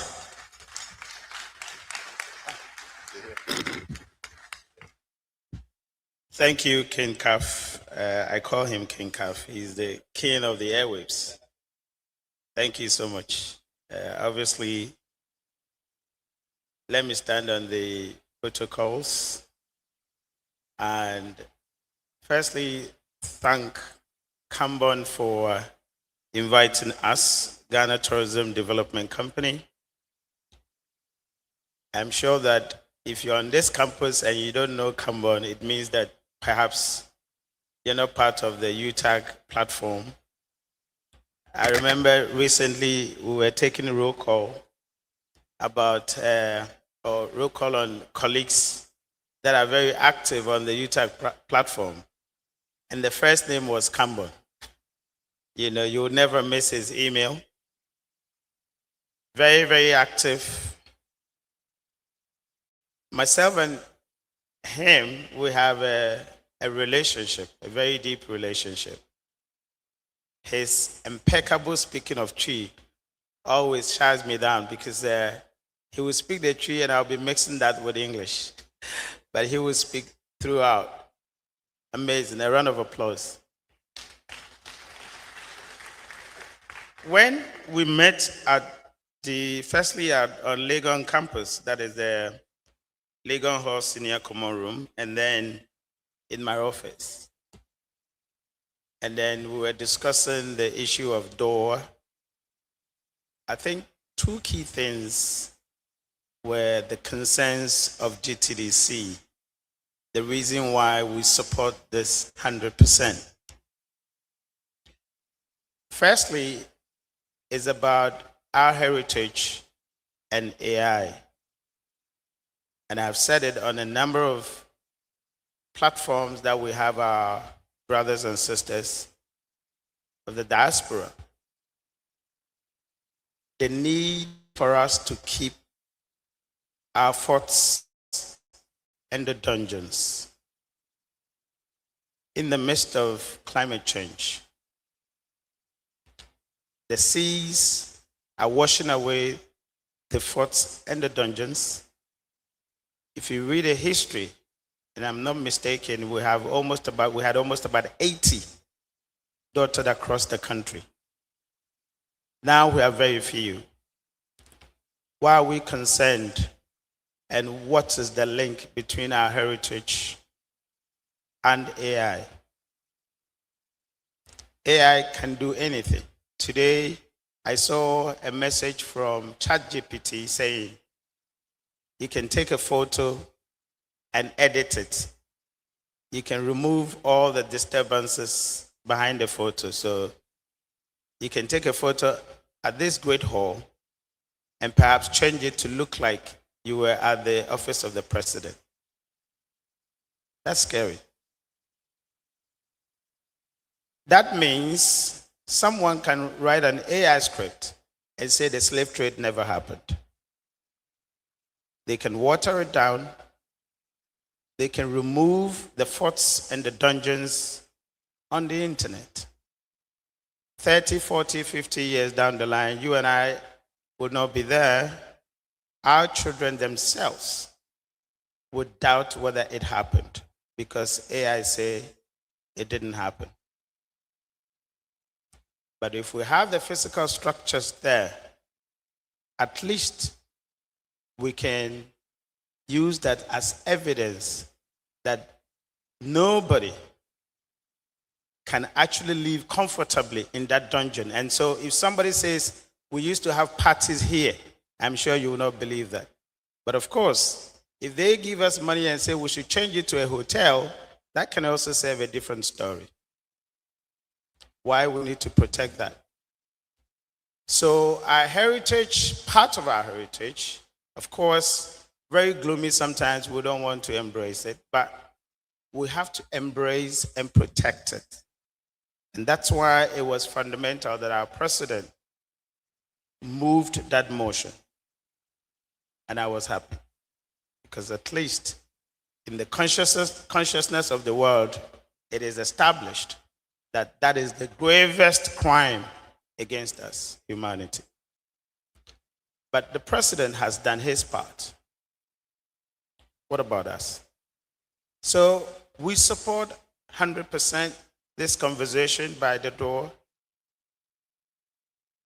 And we need to do a lot more. And my concern also, the generations that we are witnessing, our generation and those before us, and I remember 1992, during the Panel Fest, I was in Sekendi Takrady then. At the time, I think I had gone to St. Augustine's College, or I was about to go to St. Augustine's College. We saw those who came with a chartered flight, who kissed the ground and thank God that they were back to the motherland. We were all tears, we were all in tears, we were all emotional. How about our children and their children who are now fascinated about going to places with skyscrapers, Dubai, Malaysia, etc.? Would they be interested in the heritage conversation? How bothered would they be to talk about slave trade and learning from it? We must be concerned and protect and transfer that knowledge. Not because we glamorize it, as some people say, the McDonaldization of our struggle, when Rawlins's regime was trying to restore the slave castles and the forts. Some people were not happy with it. Others call it the dark tourism. But it's also important, as Bob Marley says, we should know where we're coming from. So we must do a lot to protect them. Our second concern is about the people in country. How many of us appreciate our heritage? How many of us know our positioning in the world? I was fascinated when I went to the Department of Earth Sciences and I engaged Professors Bana Yakubu Asiedu and Yvonne Lowe. 2 hours I couldn't move because of the presentation they were doing. I mean, for me to understand, that's when I had actually taken over the office and I wanted to understand more beyond what we do in the city.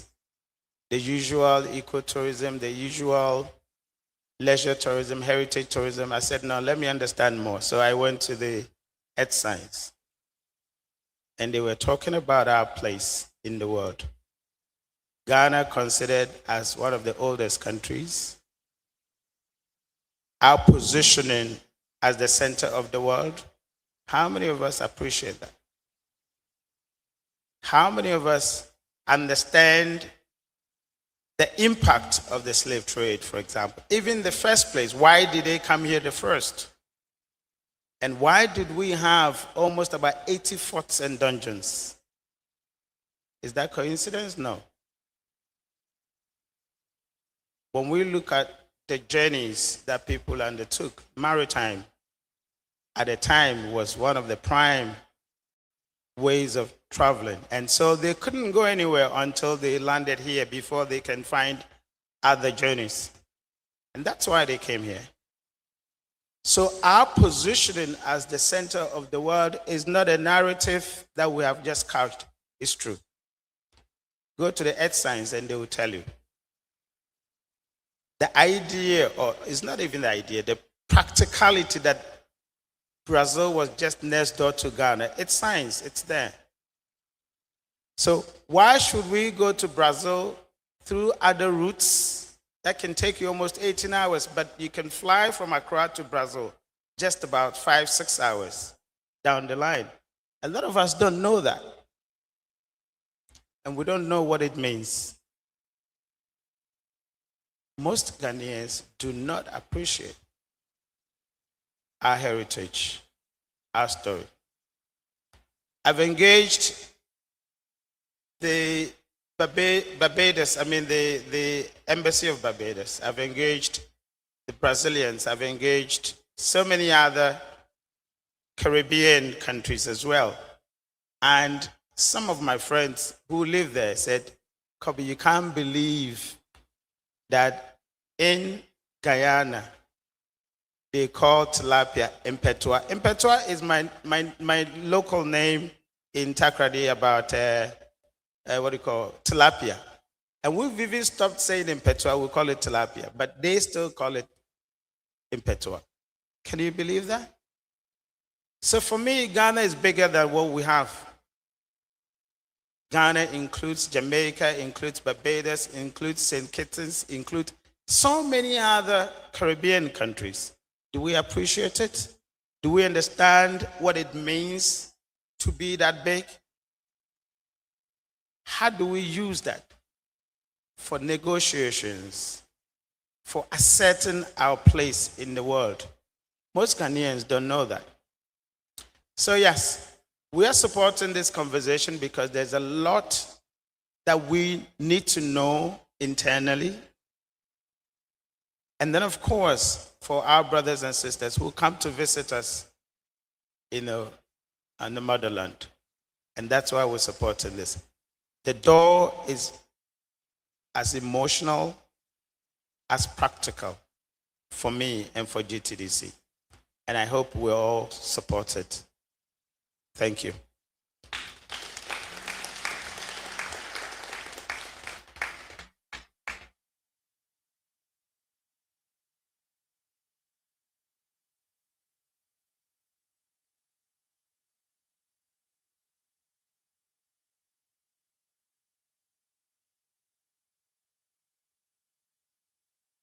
Thank you very much, Professor Mensah. Before the next speaker, I'd like to bring onto the stage the President's Special Envoy to the Caribbean region. Let's welcome His Excellency King Kwesi Che Dakwa, our special guest of honor.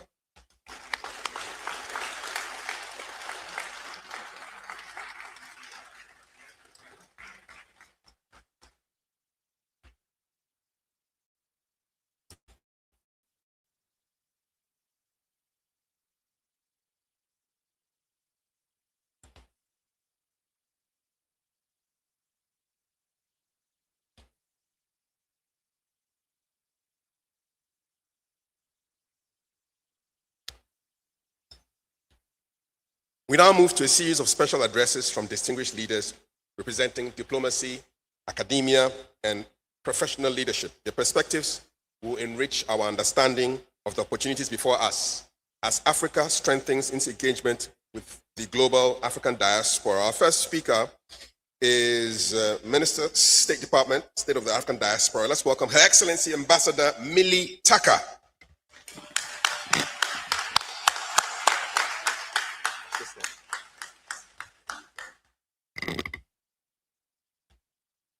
Greetings, everyone, to all honorables in the room, to all royalty, to all excellencies, to all honorables.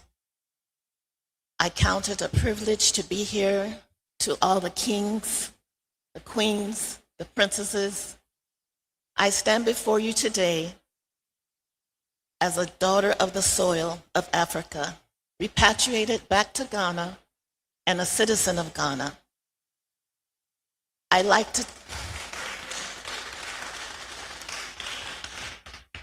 to personally thank Dr.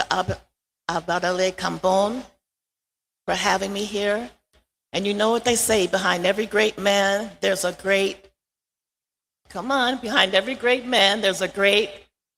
So I acknowledge his wife, Kala, who works so very hard behind the scenes, and I like to give respect. To all our friends and colleagues that came out today, I am Ambassador Millie Tucker of the State Department of the African Diaspora. We're a state without borders. The historic African diaspora represents approximately 350 million people of African descent outside of Africa. 350 million voices, 350 million talents, 350 million reasons for us to work together. The political, economic, and cultural importance of the diaspora is increasingly recognized. It contributes greatly to the development of Africa, and this is why the African Union wanted the diaspora officially part of its proceedings in 2003. At the end of the AU summit, the heads of the states declared, Article 14.3, the African Union decided that the African diaspora as an effective entity contributing to the economic and social development of the continent. But at that time, the diaspora had no institutional reality. In December 2014, the African Union then president asked, his name was Muhammad Ould Abdel Aziz, president in office of the African Union, gave a mandate to Dr. Louis Georges Tin, the then president of LACRON, a Pan-African French organization, to give body to the sixth region and to make the diaspora de facto a structure de jure. In 2018, Dr. Louis Georges Tin presented the African Union bodies. A government and the state of the African Union diaspora was formalized at the African Union Summit in Mauritania on July 1st, 2018. We celebrated our 8th anniversary this month. The state of the African diaspora is composed of several institutions. The first is the state government, which I am the state minister, and we have 152 ambassadors under me. The first Council of Ministers and inauguration was held in Abidjan in November 2018. The second institution is the Parliament, which convenes preliminary sessions, debates, and passes legislation. Our first Vice Prime Minister, Honorable Katura Amoko Kandade Queen Hadouken, she's a Minister of Repatriation and Restitution. Our second Vice Prime Minister, Hugh Johnson, the Minister of Agriculture. The state also has a royal chamber, and we also have a university, USOAD, University of the State of African Diaspora. Our international connections. We are not a member of the United Nations by choice. However, we are working with the United Nations on different programs. Our Minister of Home Affairs, appointed in 2022, is on the Human Rights Council Forum of the United Nations. We work with the UN Alliance, the UNASDG, as of 2023. We're part of the Pan-African Parliament, called PAP. As of November 15, 2024, Chief Fortune Chambrubia, President of Parliament of the African Union, PAP, and our Prime Minister, Dr. Louis Georges Tin, signed a MOU under the terms of the State of the African Diaspora, and we are now granted as an observer member status and will be invited to speak at the commencement of each ordinary session and a permanent office within Parliament, and the two parliaments will keep each other informed of their respective political agendas. This was a great breakthrough because what we need as diaspora, we need a seat at the table. This is what D.O.O.R is promoting. The diaspora comes to Africa and that our voices are heard. In the East African climate, we're part of the Legislative Assembly as of 2025. We're part of CoH as of 2022. We're part of the Executive Committee representing the sixth region. We're part of UNESCO as of February 2023. One of our ambassadors was appointed by UNESCO as Ambassador for the Culture of Peace. We have cooperation agreements with Liberia, Mozambique, Somalia, Minister of Youth Sports Republic in the Gambia as of 2024. We have a mandate from Benin, 2028. Many world treasures will return to the Royal Palace. 34 cultural objects will return to Gabon in June of 2026. And as a part of one of our ambassadors, His Highness Prince Joe Kamami, recovered the skull of King Torera September in 2025, where proper burial rites were given. Many of you don't know that when they came, they killed many of our chiefs and they cut their heads off. They were not giving proper burial rites, and their skulls were actually on display in museums. And this was heartbreaking and not acceptable. So one of our ambassadors fought hard to return this one skull, and we will get more, so our ancestors can have proper burial rites. And this is what our ancestors and our grandsters have called us here to do, to have proper reparations and repatriations. As in closing, SOAD inaugurated its diplomatic mission to Italy and the Holy See under our Honorable Ambassador Emmanuel Moscow this last month, June 25th, 2026, and was acknowledged by Pope Leo XIV in the Vatican News publication. So we were recognized that we have a diplomatic mission in Italy, in the Vatican. This was our third diplomatic mission. Our others are in Canada, led by Ambassador Janet Lumley, and in June 24th, led by Ambassador Anthony Calero, we have diplomatic missions in Malta.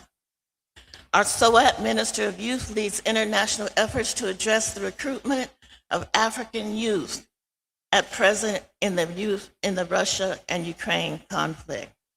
In closing again, our goal is to strengthen Africa through the diaspora and the diaspora through Africa, cultivating diplomatic and cross-border relationships and unity. Our objectives include fostering relationships between the diaspora and the Africa through diplomacy, promoting and engaging economic and development projects, celebrating our cultural heritage through national holidays, and supporting Africa's social development. We also work closely with the kingdoms for restitution of cultural artifacts. We are a state within a sixth region built upon peace, unity, and development. On behalf of the State of the African Diaspora, I extend my greetings and to this auspicious gathering. Let us build a brighter future together. And when we close our meetings, in our state meetings, we say Uhuru Africa, Uhuru Diaspora, which means freedom. So can you say that with me? Uhuru Africa, Uhuru Diaspora. We are here to work. It's an honor to be part of D.O.O.R and this great media launch. I thank you. God bless you.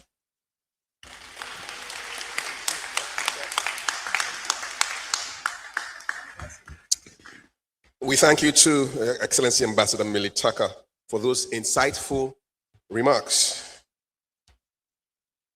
Our next speaker is the distinguished economist, academic and policy advisor whose work has significantly shaped conversations on finance, macroeconomic policy, and development across Africa. His research and public engagement continue to influence the next generation of economists and policy leaders. Through his scholarship and service, he's made important contributions to economic thought and national development. Distinguished guests, ladies and gentlemen, join me in warmly welcoming the Bank of Ghana Chair in Finance and Economics at the University of Ghana, Professor Imhotep Alagidide.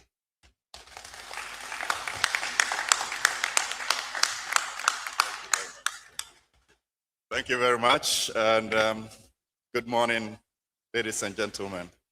I stand on the protocols already established, and I honor our great ancestors, past, present, and future, for making this day possible. This is a great door that has been opened here at the University of Ghana, and I want to acknowledge my great friend and brother, Binfo Obadele Kambong, for such a wonderful initiative that has been established today. We have been looking for this door for a very long time, a door where we finally bring back home everything that we went out to accumulate, to learn, and to share. And it's a great pleasure to be part of this journey because we have also been thinking about what else can we do as Africans, both on the continent and in the diaspora. Conservative estimates put the African diaspora alone to around 350 to 400 million people. That's roughly about the size of the West African population. And that's a huge capital when you think about it in terms of development.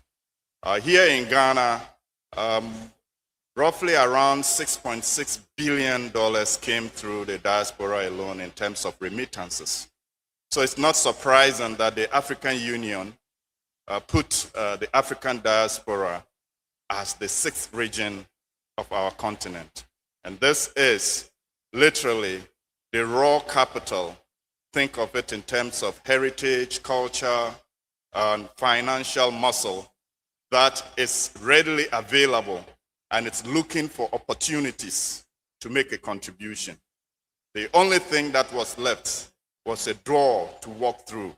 And we are grateful that this door has been opened in this very moment through the decade of our repatriation.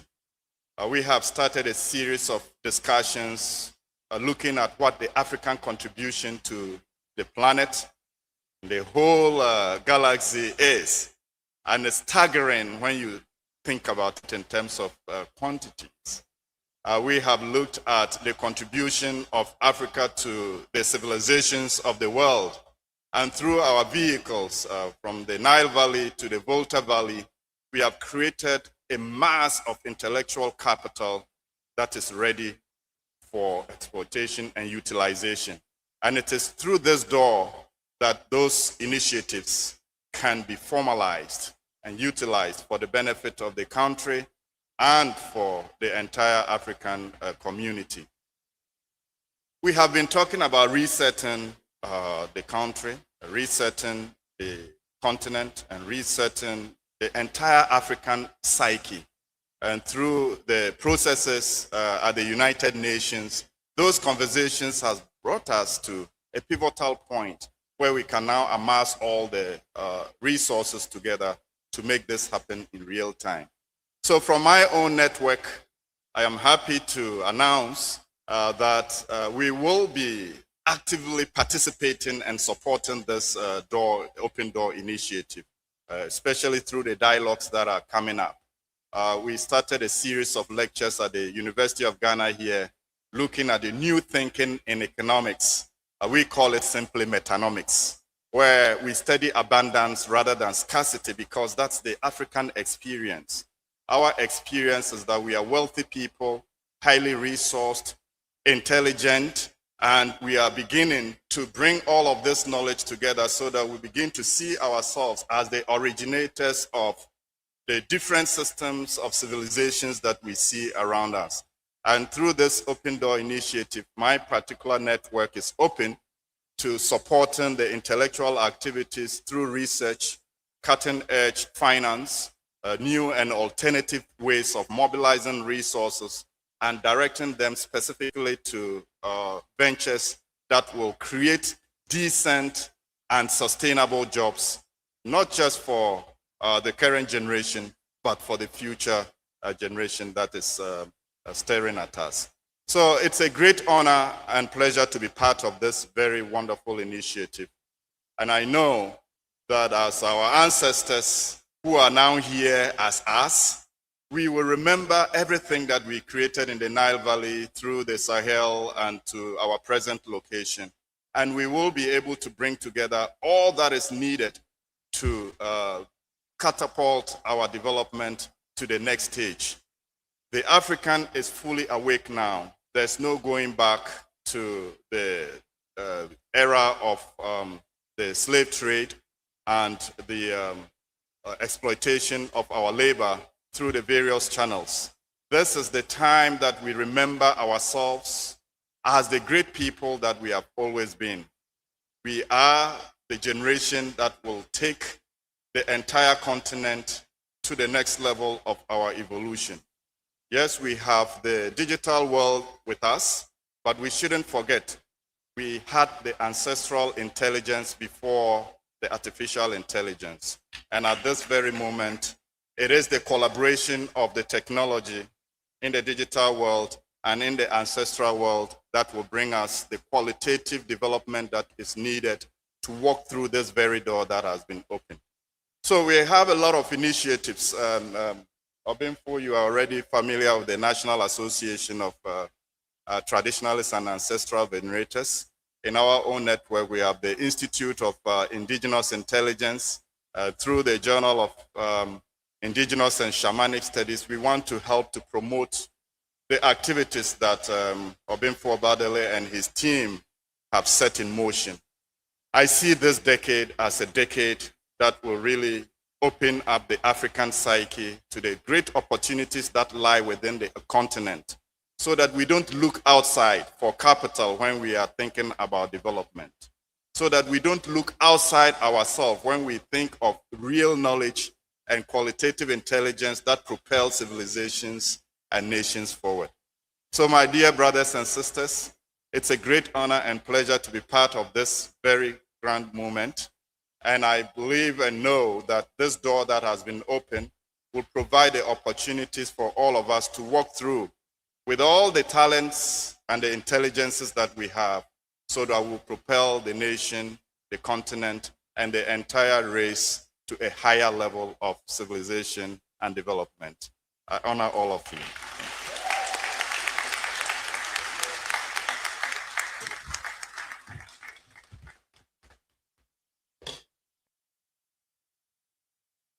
So I'm sure you are reminded by the good professor that before AI, there was AI.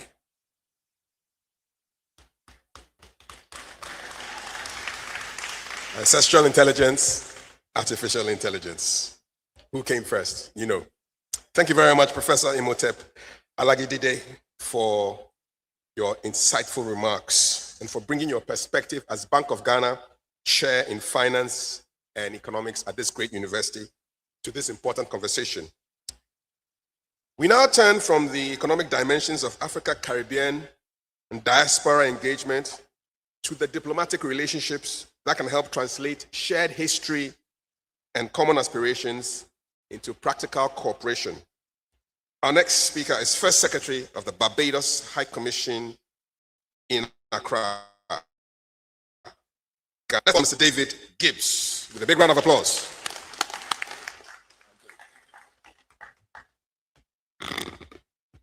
Thank you.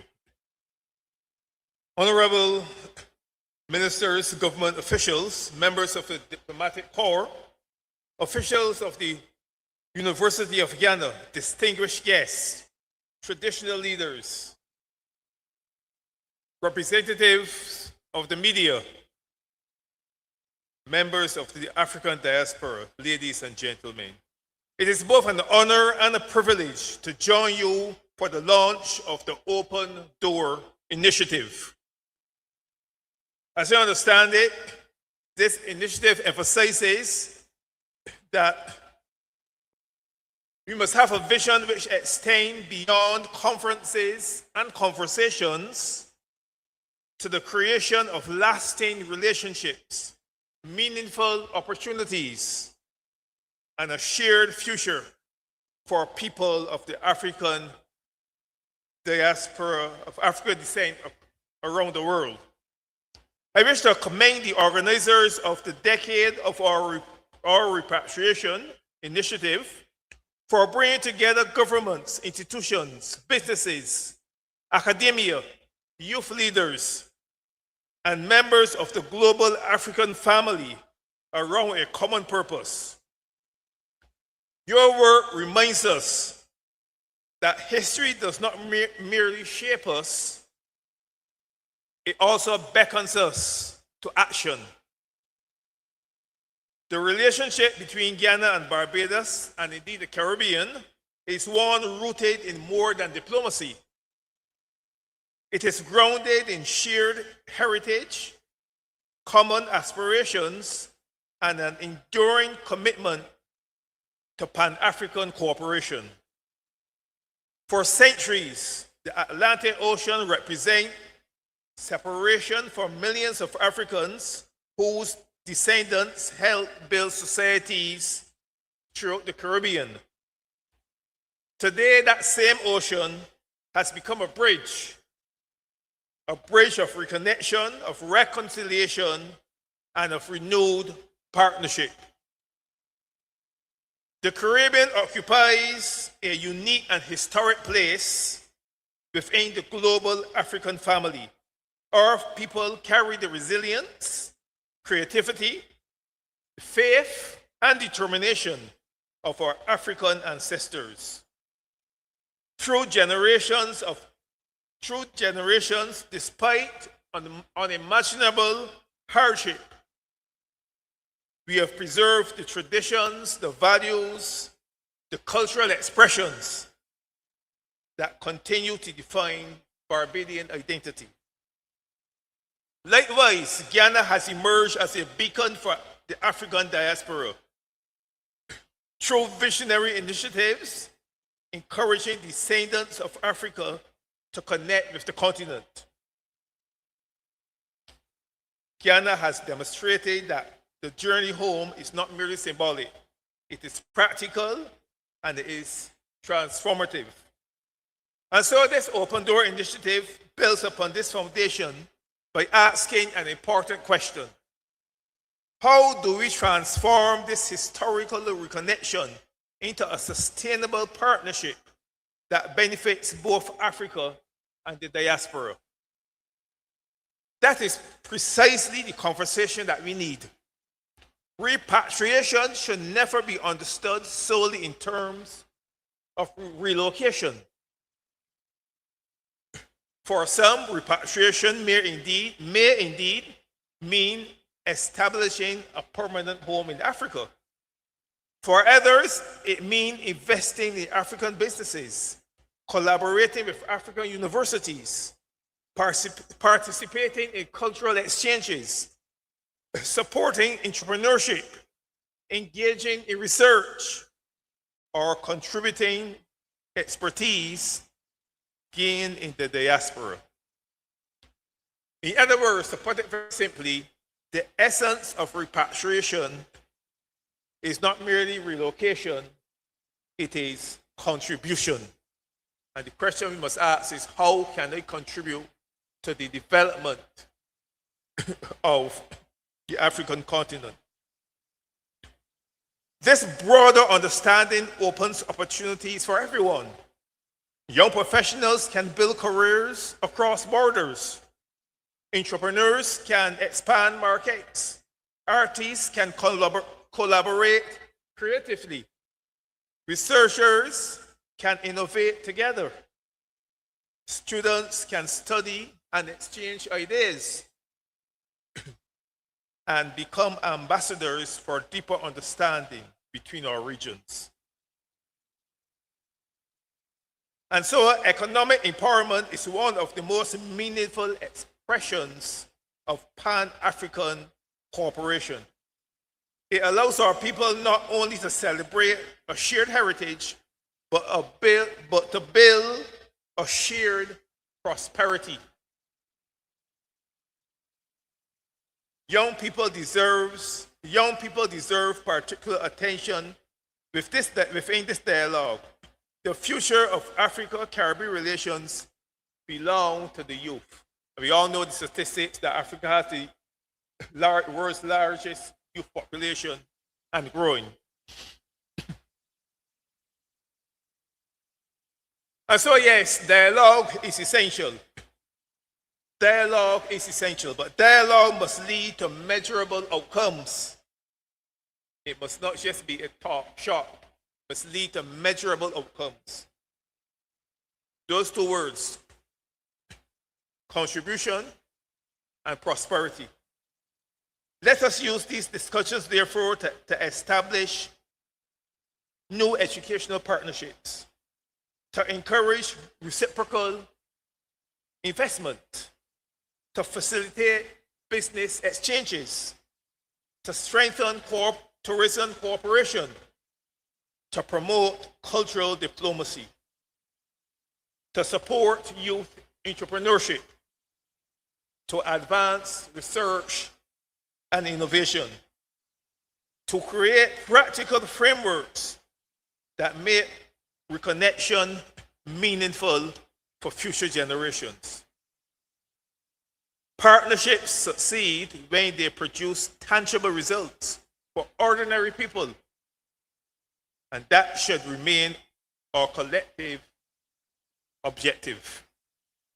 History has brought us together. Shared heritage has reminded us who we are. Now, a shared purpose must determine that we collaborate and we contribute. I wish to congratulate everyone involved in bringing this Open Door dialogue to life, and I wish this important initiative every success. I thank you.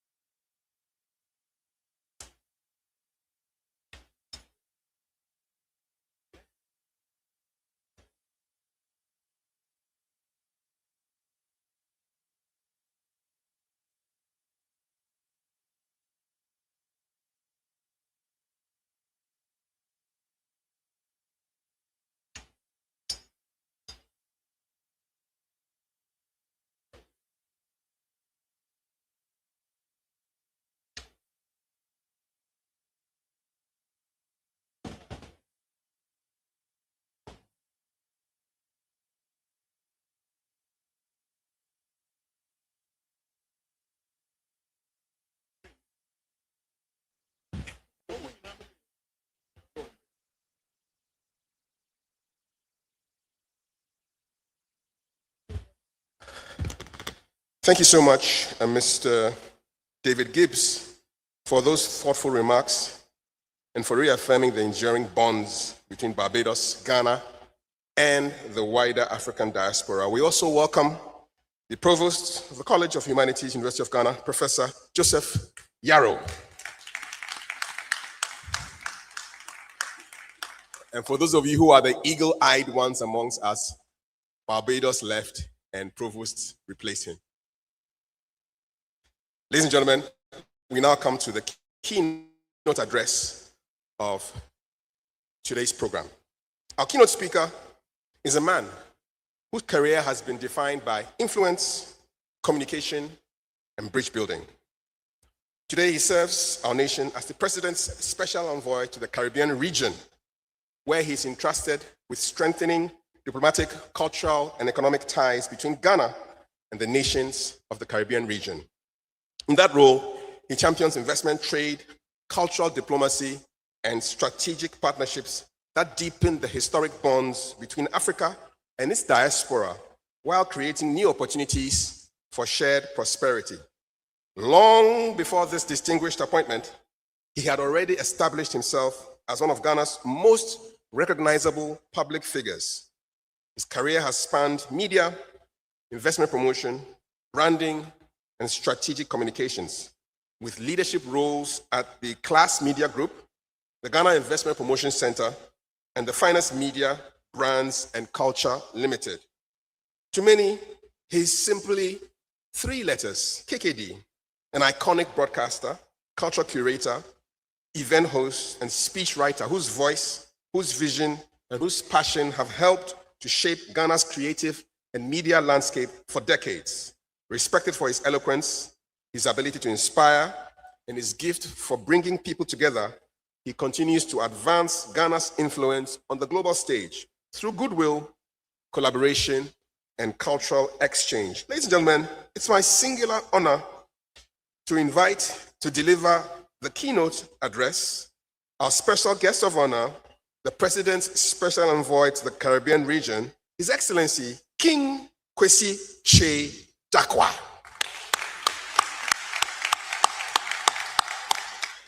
Your Excellency, the stage is yours.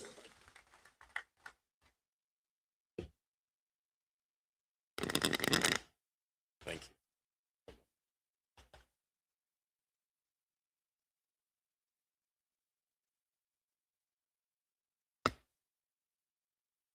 You want to put it? Sure.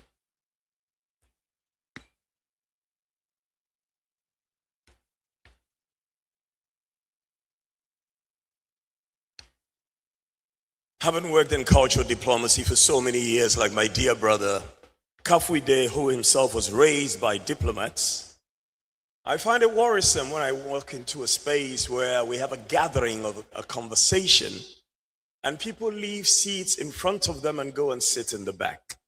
May I ask you very kindly to move and fill the seats in front of you, those in the back? Let's move and fill the seats in front of us, please. The gentleman in the back, can we move and fill the seats in front of us, please? Thank you. We're one people. We must sit together, work together, and help to also give beautiful optics to the organizers of this program, because it is better for all of us to congregate in the front spaces and leave the back spaces for those who turn up late. Thank you. Your Excellencies, my dear sister, Ambassador Millie Tucker, my good brother, Professor Joseph Yarrow, Provost of the College of Humanities, members of the diplomatic community, representatives of government, Acting Dean of the School of Performing Arts, Dr. Sylvanus Kwashi, Kuo,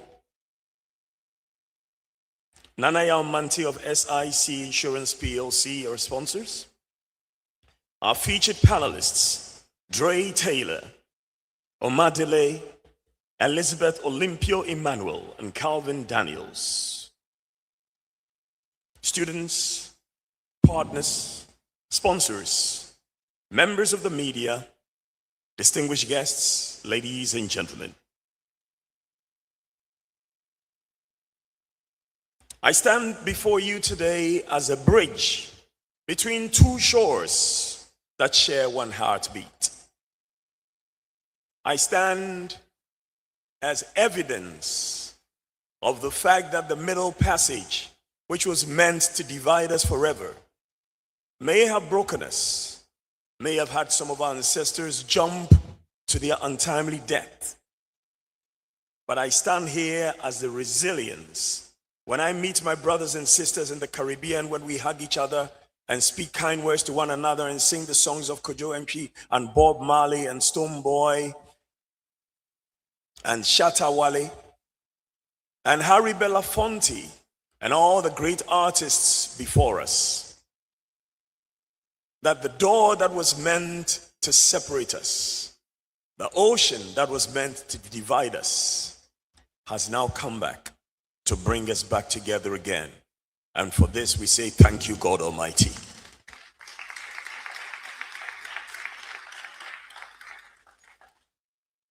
As a humble servant of Ghana and His Excellency President John Dramani Mahama, serving as special envoy to the Caribbean region, I bring you warm greetings from our visionary, compassionate, and humble president and visionary African leader. Today, the vision continues, and it continues in the dimension of D.O.O.R and the Caribbean and diasporan connection. We gather here in this great hall of the University of Ghana at the invitation of my dear brother Obemfo Obadele Kambon to launch the Open Door Dialogues, the vital cornerstone of our decade of our reparation, of our repatriation. I've been working on reparations for so long that it's always on my mind now. For too long, the return of our people has been a whispered dream. Today, through visionary platforms like this, we transform dreams into practical, enduring pathways for return and a hearty Akwaba, cohesion, community, enterprise, and institutional growth for our collective prosperity. With candid reflection on the journey and the inhumane parting of ways of our ancestors, we have spoken of repatriation with spirited and profound eagerness. Yet, we have walked the path with the tortoise's acceleration. Today, we must cast away hesitation. We are here to poke, to instigate, to remind, and to motivate both our leadership and our citizens alike to unite in bold action and to transform our ancestral longing into undeniable reality. To paraphrase Malcolm X, if a hen lays eggs whilst trapped in an oven, the hatched are not biscuits, they are still chickens. So wherever your great-grandparents toiled and built, wherever your mothers gave birth, if that hen laid an egg in a distant land under brutalization or in peace and prosperity, the offspring is still a chicken, not a biscuit. Every African everywhere has a home in Africa.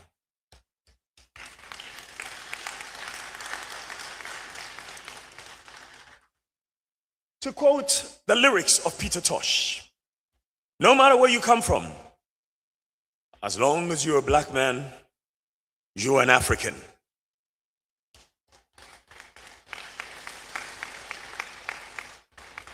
Beautiful Africa, rich in humanity, culture, and resources, not least of which is the talents and capabilities of our teeming youth, yearns for the children, the children's children, and generations after of the brothers and sisters of our great-grandparents.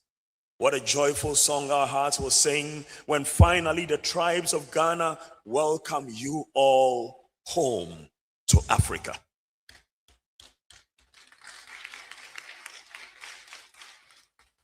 And that welcome is imminent, but it will not happen without purposeful, intentional, conscious, and sustained work, not just by the speakers on stage, but by every one of you who whispers a word into the mind and heart of an African leader, an African citizen, and any brother, be they abroad or here, who looks at the other as though they are living in harmony and prosperity, and those in Africa are suffering. Not true. We all have suffered. It's time for us to work together, to build together.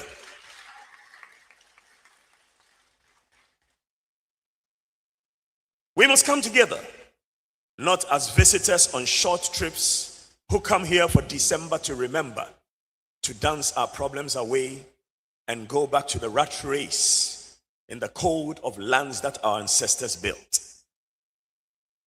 We must come together, not as starry-eyed tourists and not as skin folk, coerced, conditioned, and converted with the values of the very deceivers and oppressors who tore the skins and broke the hearts and backs of our ancestors, but as long-lost family members, stolen from one another.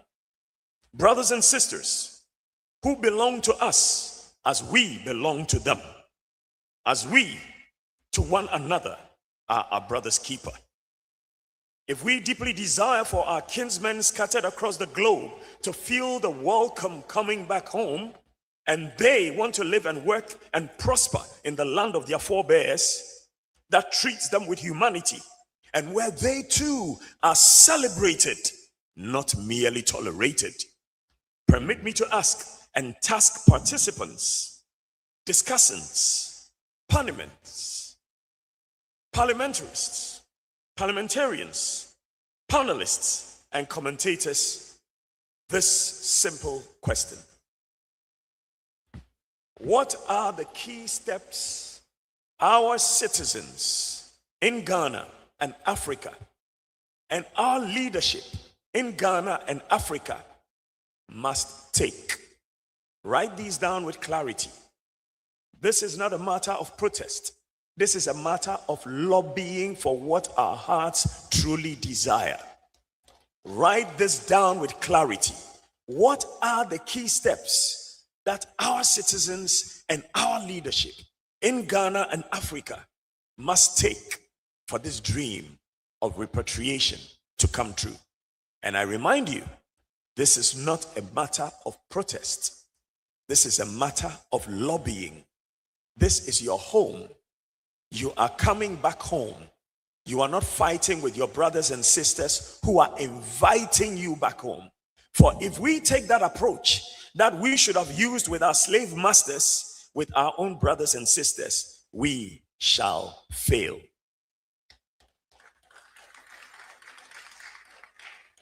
For every desire, man must first tire. For every price, we must be willing to make a sacrifice. What sacrifices are those already at home and those desirous of coming home willing to make for the dignity, peace, and prosperity of Africa and our young? These are the questions that must be answered with candor, devoid of populism, oversimplification, or overpromising that often characterizes politics at all levels. The repatriation we speak of today has come a long way from the dreams of the Back to Africa movement of the 19th and 20th centuries, advocating for a return of descendants of African American enslaved people to most regions of the African continent. And I say most regions because we must be minded that Africa is not one country. It's 54 different nations, not formed by the people that inhabited the land, but young men elsewhere that sat at a table and divided the continent to get resources to go and build their own homelands. So we must have an approach that appeals not just to the man with vision, compassion, and humility who has stated with clarity that he wants to say to all Africans everywhere, welcome to Ghana. We must use an approach that appeals to the conscience of every African leader in every one of the 54 African nations, as well as the nations of the Caribbean, to say, we miss our brothers, we want our brothers back, and yes, they want us too. It is time for us to act. So this is a cautionary tale to my brothers and sisters.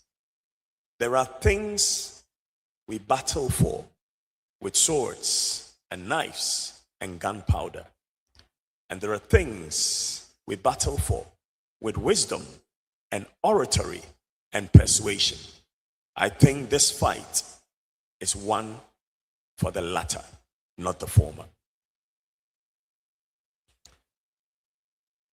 The Jamaican political activist and black nationalist Marcus Garvey, members of the Rastafari movement, and other African Americans spoke in support of the concept of African Americans coming back home to the motherland. But few actually left the United States. Some might say the fear of the unknown was more crippling for them than the inhumanity they endured in the lands of Jim Crow and lynching, or perhaps the lack of the wherewithal to fund the trip. Those fears, for some, still remain. And here, permit me to quote a man whose lines I was very proud to use on radio when I started working on radio and television at the age of 19, many, many years ago. If you have no confidence in self, you are twice defeated in the race of life. With confidence, you have won even before you have started. Marcus Garvey.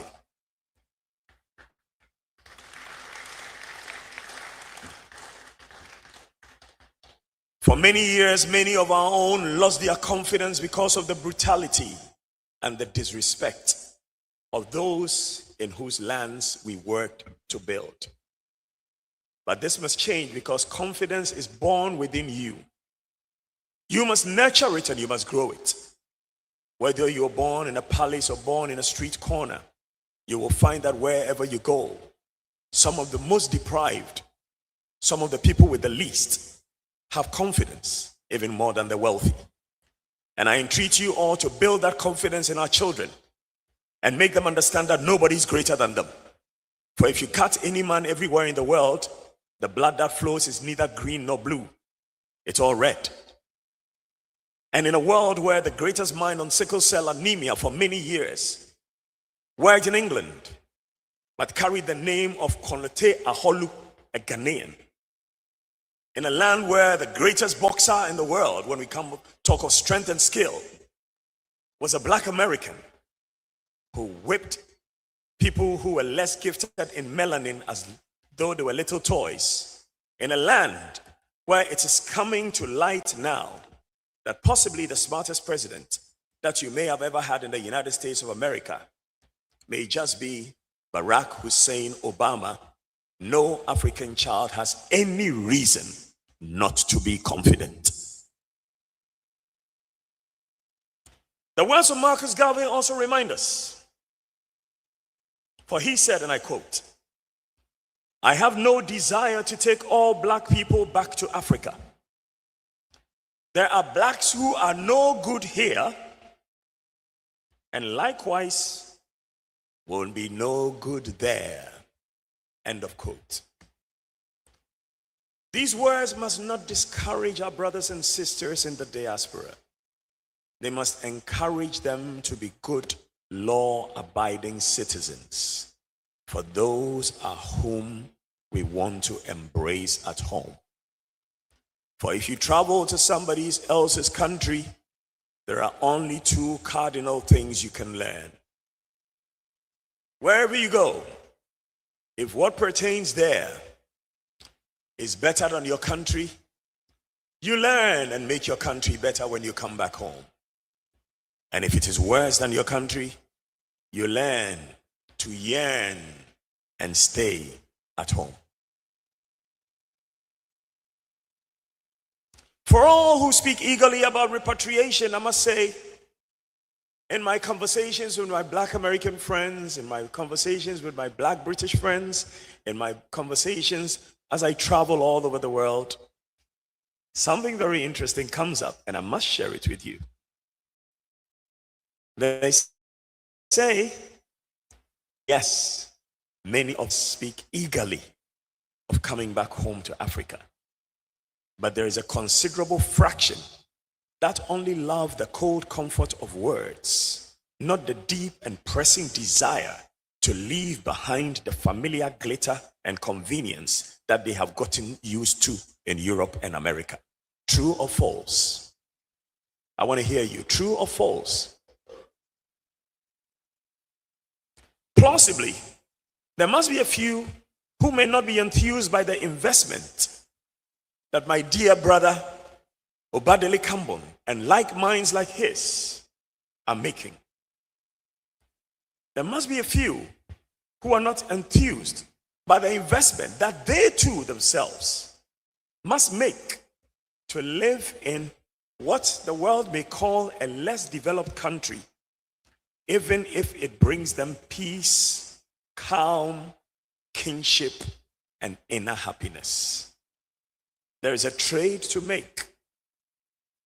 You can buy 70 different types of breakfast cereal on the shelves every morning in America or Europe or wherever you find all the conveniences of the world, or you can choose from wache, fried plantain and beans, kenke and fish, and a few other delicacies from the 16 regions of Ghana, many of which you will find at Jam Rock restaurant that makes some of the best food in Accra today.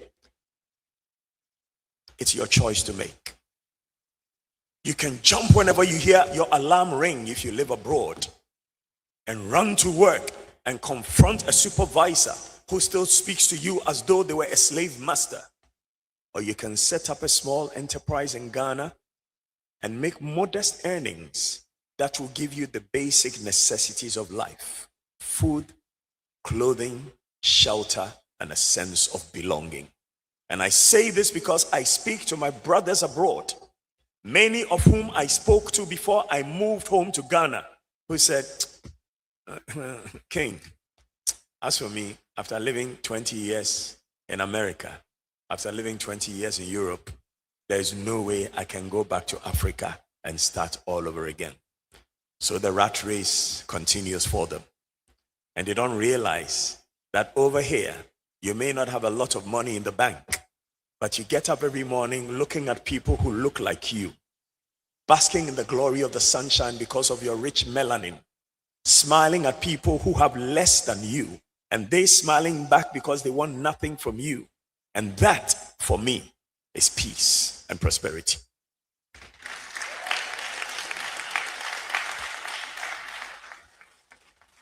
Whether this fear of repatriation is a matter with some underpinning in the evidence from 1787, when the British Crown founded a settlement in Sierra Leone in what was called the Province of Freedom, beginning a long process of settlement for formerly enslaved African Americans in Sierra Leone, we must sit back and interrogate the constructs. During the same year, some African Americans launched their own initiatives to return to Africa. By 1811, Paul Coffey, a wealthy New England African American Native American shipper, had transported some members of the group known as the Free African Society to Liberia.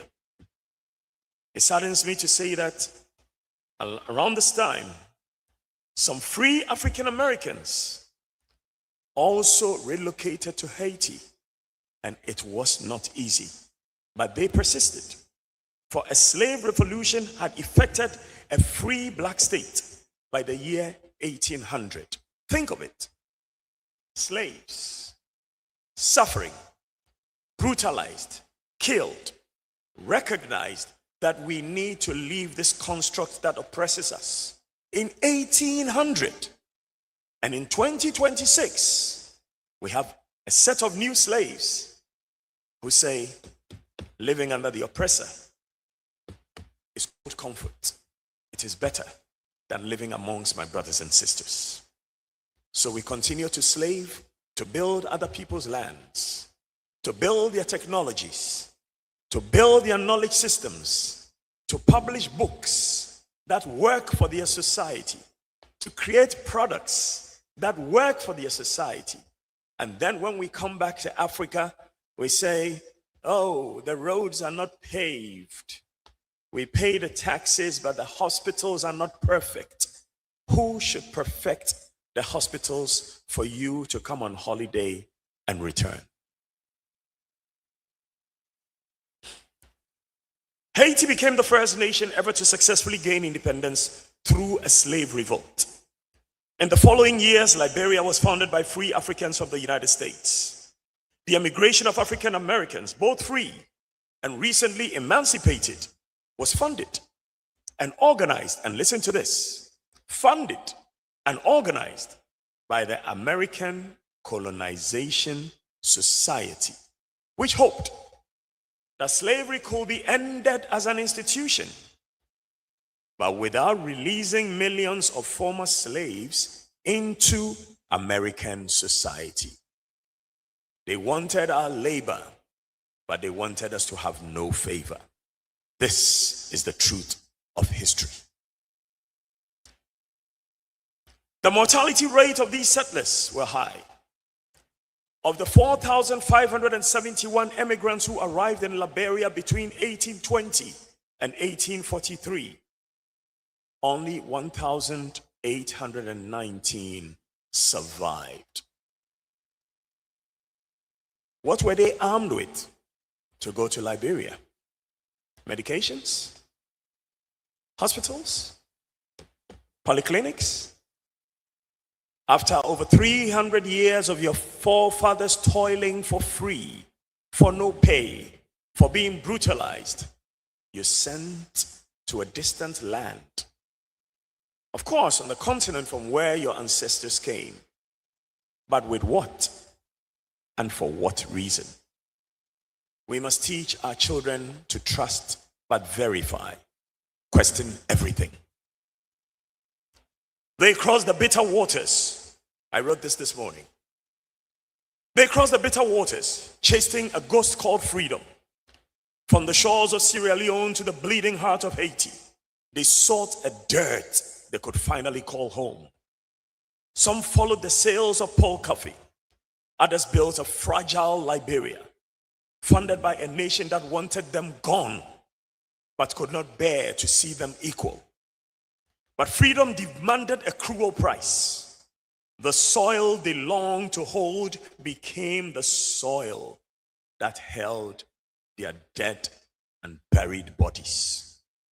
Of the thousands who arrived on Liberia's shores, more than half were swallowed by the earth, leaving only whispers of a homeland they died to find. White writers did not often discuss the question of where free black people of American birth should reside. As in the 18th century, there had been few free blacks anywhere in the country. In 1776, slavery was legal everywhere in the 13 colonies that became the United States through the American Revolutionary War. There was a small number of free black people, a very small number indeed. And most of those who showed they could read were murdered. Most of those who were so attractive that the white man's master chased after them were murdered. Most of those who were skillful and so wanted to be set free that they too could have a piece of land and a meal were murdered. Pressures for ending slavery began but steadily increased. Various philosophical and religious condemnations of slavery were published, especially by the Quakers. But be not fooled. Be not fooled. The hard economic fact remained that mechanization was replacing the large numbers of slaves previously required. There was now machinery to do the labor of 1,000 men. So all you needed was 10 men to operate the machinery.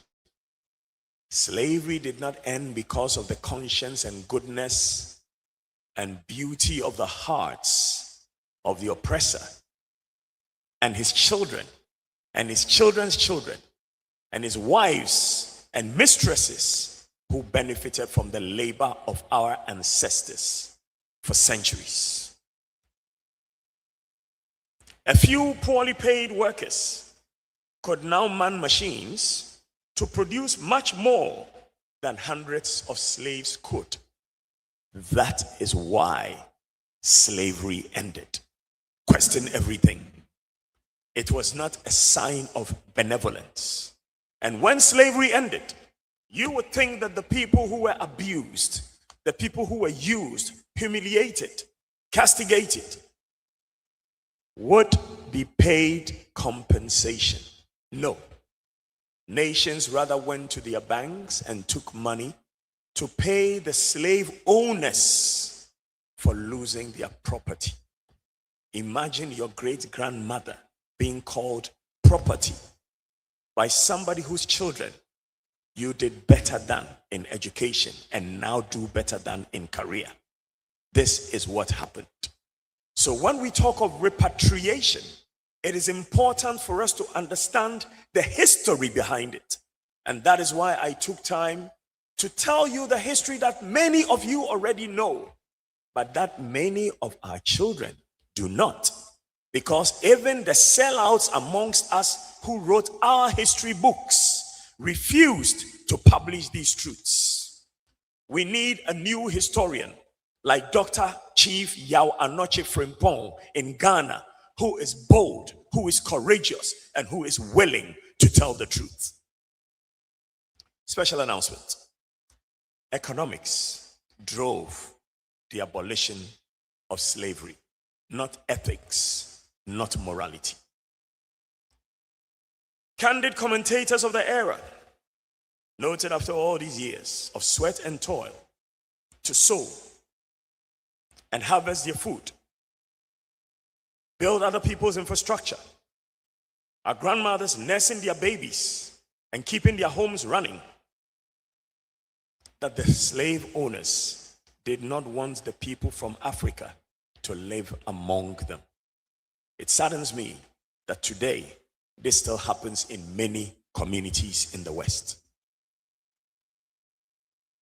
They and their ancestors had used and abused and never paid for the labor of slaves, and now they sought to ship our forebears off to any place far away from them in the hope that they would perish. But no, we overcame. We survived. We shall overcome someday. Whenever I hear Black Americans sing that song, something wells up in my heart. Tears well up in my eyes. And I ask myself, when is that someday? And what will make us know that that someday has come? Whenever you think of repatriation, remember Liberia. Remember Sierra Leone. Remember Haiti. In our drive for repatriation occasioned by the desire of the unkind and untitled in the lands our forebears toiled to build, fight for, and protect on pain of ghastly death, reflect on this. We have earned the right to occupy dignified space wherever our grandfathers worked to build, wherever our grandfathers and our grandmothers were to protect and feed the people and their children and their animals wherever they were not paid for their labor. We have earned the right to occupy that space. We have earned that right. For any man who works must earn his remuneration. And if they don't get their remuneration, they must demand for it. And that is why I applaud President John Dramani Mahama, and I doff my kufi with respect to this kind, compassionate human being and leader with courage for standing up and going to the United Nations and asking that the chattel slavery of your great-grandfathers and great-grandmothers and mine must be made the gravest crime against humanity. Thank you, President Mahama. Thank you, President Mahama. For many have come before you. Everyone has done their bit. But you, like Kwame Nkrumah, are a true patriot. May God bless you and your children and your children's children.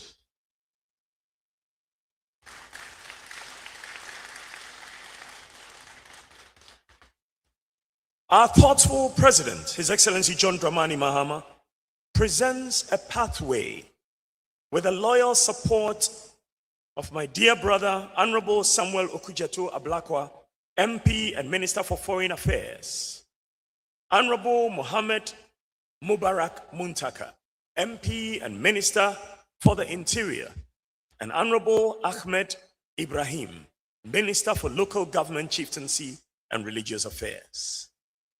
That pathway,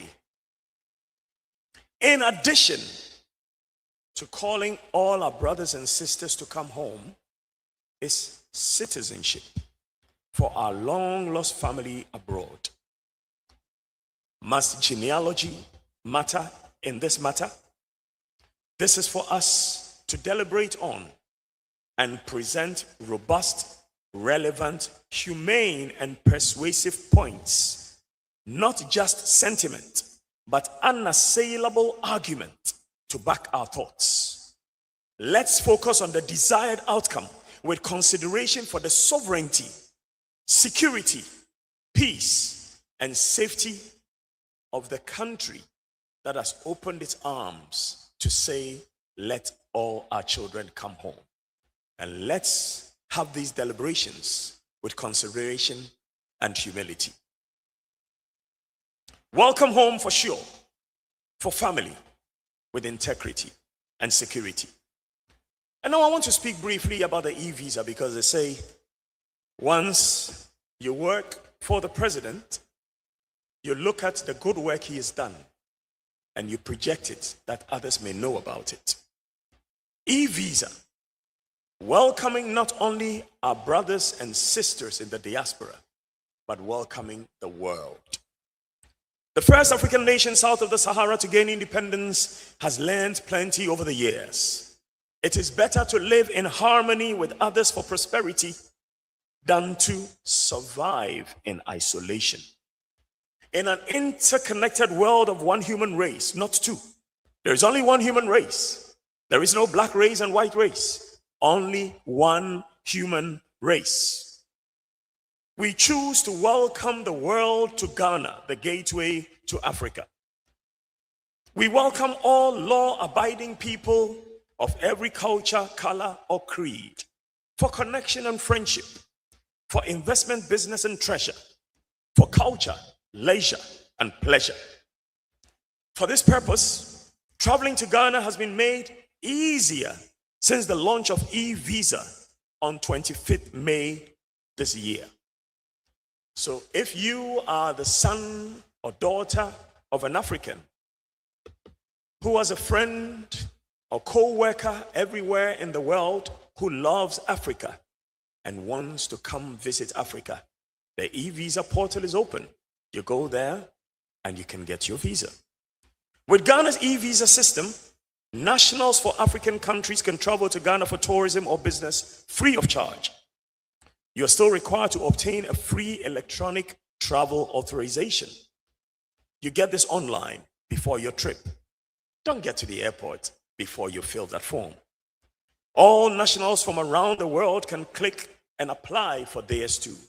And it is important that you apply before you come, because whilst the doors are open, those who were troublemakers are not welcome. For those who will deal drugs where they are today will more probably than not deal drugs if we welcome them here.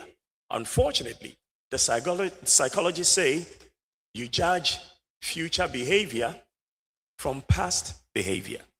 So unless there is proven change in people's character, it will be unwise for Ghana to say, because we want to welcome the entire world to Ghana, everybody is free to come. That would be unwise.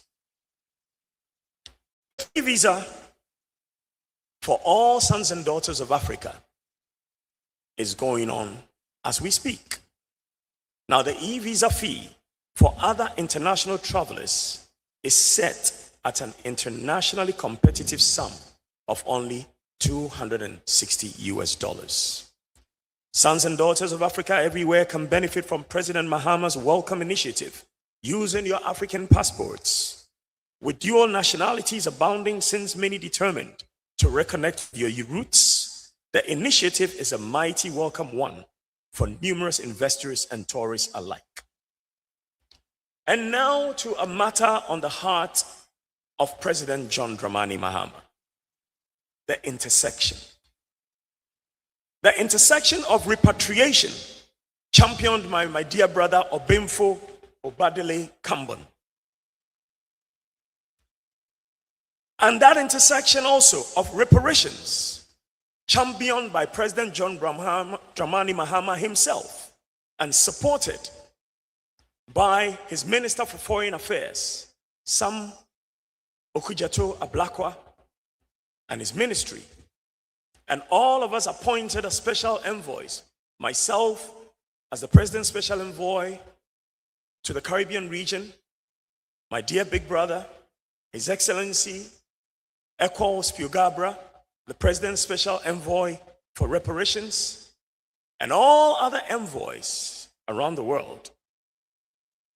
This intersection of enterprise, championed by our Minister for Trade and Industry and GIPC, that works religiously to attract foreign direct investment and also encourage local investment in Ghana.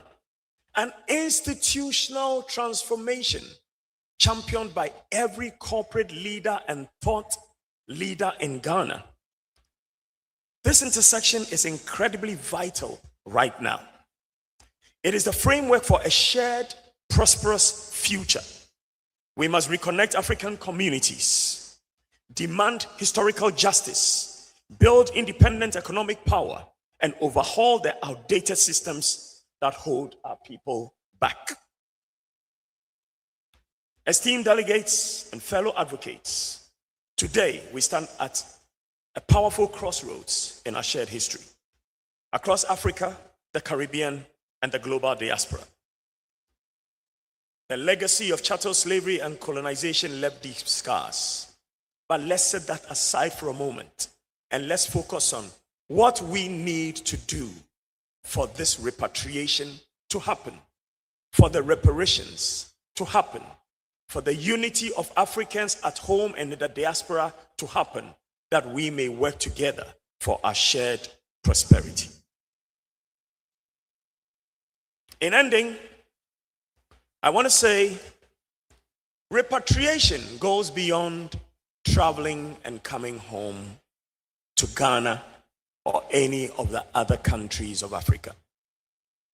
Repatriation is questioning our own character before the decision to even move. Will this character help build a better culture? Asking ourselves what we can add to the community we now seek to reconnect with your ancestral home that you now seek to come back to. In the same way as repatriation goes beyond just traveling, landing here and finding a place to lay your head and finding a way to win your bread. So too, reparations go beyond apologies. They represent reparatory justice for centuries of extraction and systemic inequality. We seek fair systems. This includes debt cancellation, climate finances, structural reform. Enterprise must turn this justice into actionable economic power. We must support Black-owned businesses at home and abroad, foster trade between Africa and the Caribbean and the Americas and Europe and every place where an African works in an enterprise, and control our own supply chains. Enterprise must build generational wealth and self-reliance. Institutional transformation must ensure that our new path lasts. It requires changing global finance. It requires understanding the needs of our people at home and those who seek to join us at home. It requires studying the patterns that have challenged us for centuries to date and finding remedies for these patterns. It requires global laws and governance that our lawyers, our scholars will push an agenda of ensuring equity for every African everywhere. We must tear down outdated systems that still limit our future and build equitable ones in their place. When combined, these four pillars I have stated empower us to shape a better destiny at home, in Africa, in the Caribbean, or someplace in the diaspora. We can start today to use this here momentum to create lasting change. For this global initiative, the decade of our repatriation, to organize and accelerate the return, the reconnection, the settlement, and the institutional and mindset contribution of Black people for Black excellence throughout the historic diaspora. Let us begin by being truthful firstly with ourselves and then with our brother. Truth may hurt, but it heals. Ghanaians know I'm one who is never shy of telling the truth. Wherever you are, if you're in power and you do wrong and nobody will say it, you'll find King Kwesi Dakwa wear his traditional garb and come on TV and tell the truth to the nation. That the thieves who want to lead may be set aside, and the wise, truthful, humble, and honest who want to serve may be chosen to lead. For when the wise and truthful lead, even the poor have cold comfort. Let all determine to speak truth with the necessary candor, devoid of the semantics, diversions, and deflections that often accompany the lofty intellectual complication-fraught conversations and the sweet-sounding psychological romance with no follow-up action. Mama and Kanokre, let's speak the truth. I entreat all our participants to make this dialogue a platform of truth, spoken first with humanity and integrity and with harmony in mind. We come here not to fight. We come here to join our minds and thoughts that we may build a future for the outcomes we collectively desire. Let us be considerate of and love one another. The journey is rough and painful.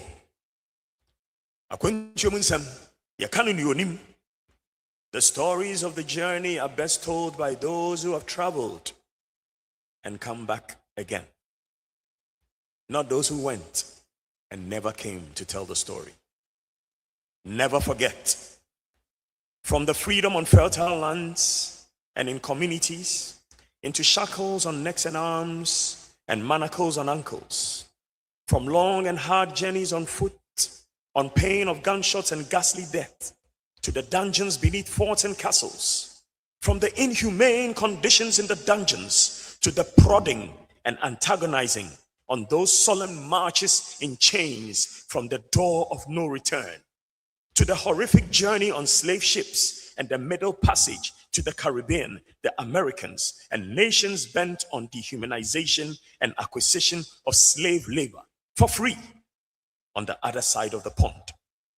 Families torn apart with no idea if we would ever hear from or see each other again. Titi Wobika, history has much to say.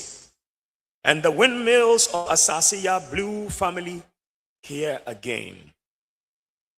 What can I, an humble servant of Ghana who loves every melanin-rich son and daughter everywhere in the world, but say these words, that I entreat you all to first please rise, all of us, please rise and hold hands.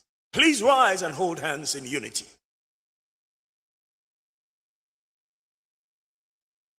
And in this moment of silence, let us remember the great flood of tears that we've cried for our brothers and sisters who have died over 400 years, have washed away our fears. And now we rise to turn back the tide. And as we hold hands, please repeat after me. Akwaba, welcome home. Thank you.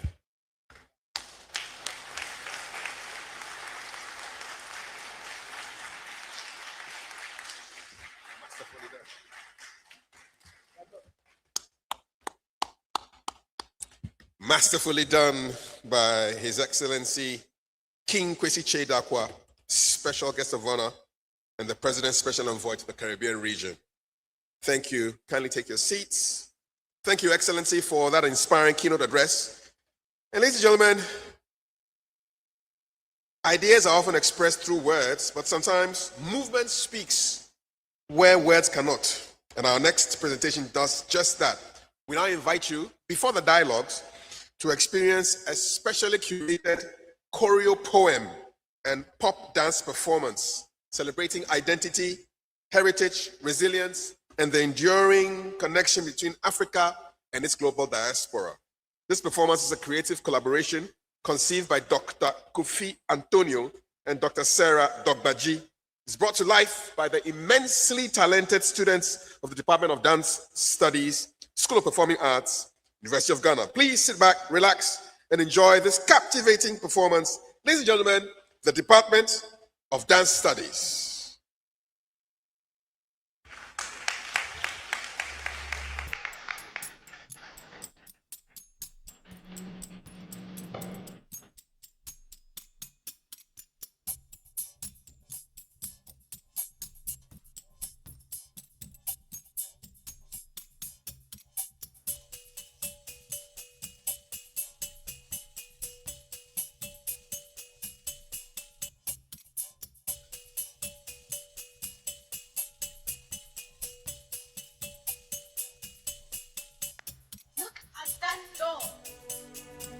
Red, gold, green, standing wide open like it's been waiting on you your whole life.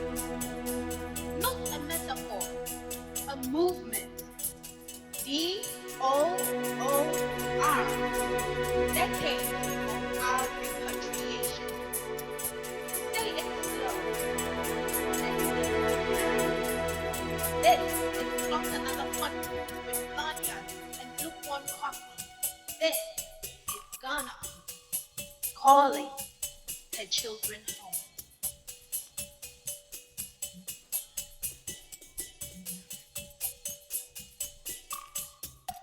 Students, repatriate, investors, dreamers, all walking towards the same great hall, under the same sky we have watched change for over 100 years. Conversation, opportunity, ownership, repatriation. 4 words holding up the whole nation's ambition. Look at their faces in that picture. not posed, alive.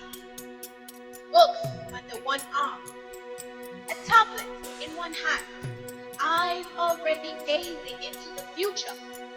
That is what Ghana is open looks like. Not a slogan, a posture. Engage, empower, explore, build. 4 birds doing the work, thousands others. Leaders and change makers shaking hands in the same room where a student pitches a certain idea. And somebody's uncle in the diaspora finally says, maybe it's time. So when they say the future is ours, believe it. Not because it's easy, but because the door is already open and a Ghanaian somewhere in the world is finally walking through it.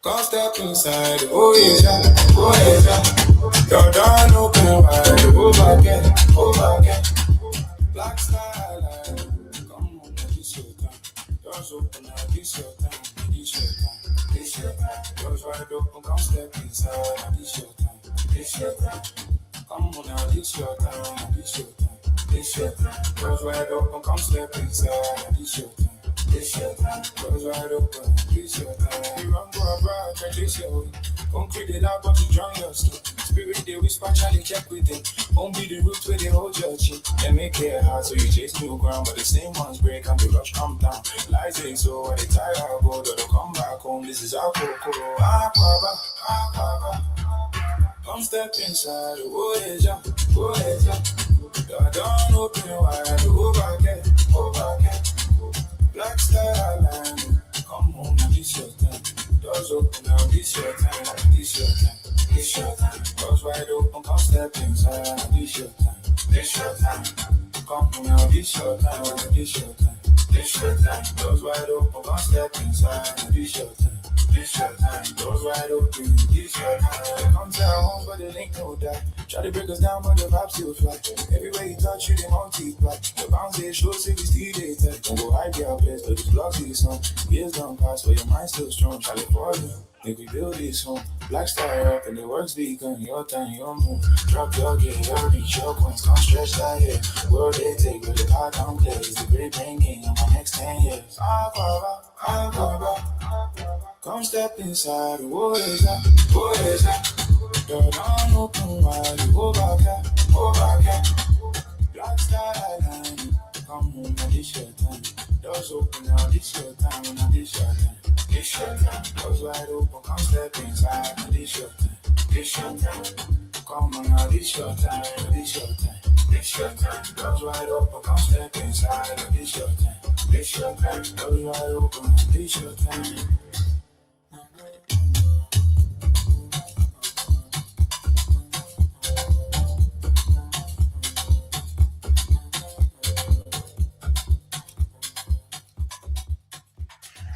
Thank you very much. Thank you very much, Department of Dance Studies. The next piece is Fume Fume. Fume Fume is a special piece for us for this occasion because the creator of this piece passed on just last week.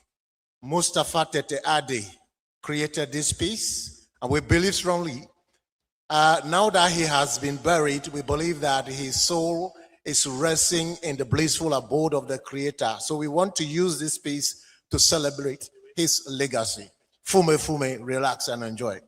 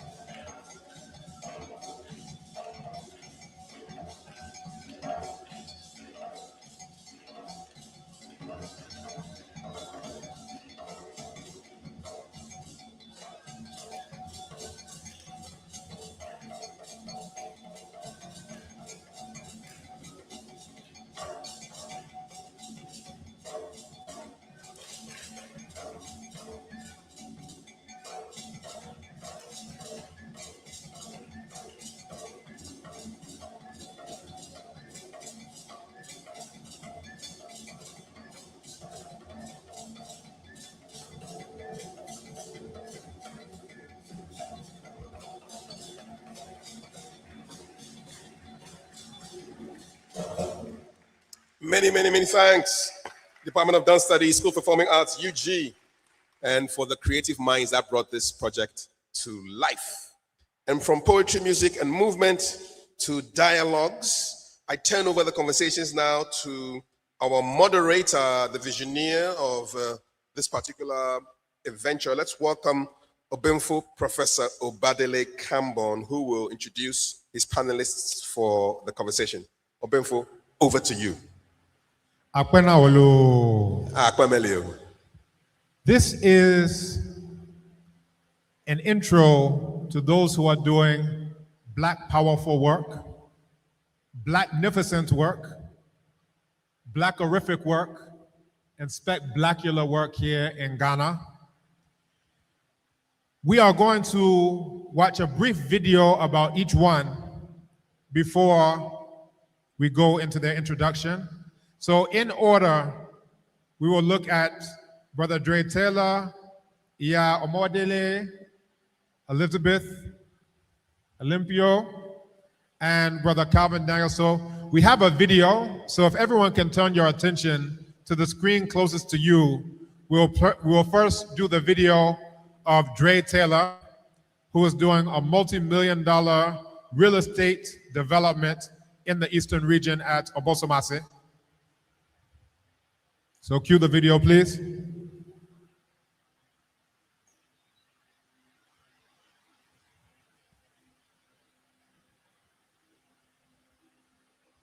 And we need sound. He was a builder long before he ever set foot on Zinski. In 2019, Ghana opened a door to the world and called it the Year of Return. Thousands came home to touch the soil, but only a few stayed to build. This is one of them. He was a builder long before he ever set foot on Ghanaian soil. In Kansas City, he founded Nile Valley Aquaponics, an urban farm that grew over 100,000 pounds of food and put local young people to work. He sat on the boards that shaped his city, overseeing construction high in the Aburi Mountains. He is raising the Beyond View, a state-of-the-art, sustainable community of 105 homes, condos, off-grid duplexes, homes with rooftop pools and views that reach the city lights below, powered by the sun, built to last. He didn't just come home. He left the door open behind him so others could follow. Ladies and gentlemen, the visionary behind the Beyond View, proud dual citizen of Ghana, Dre Taylor.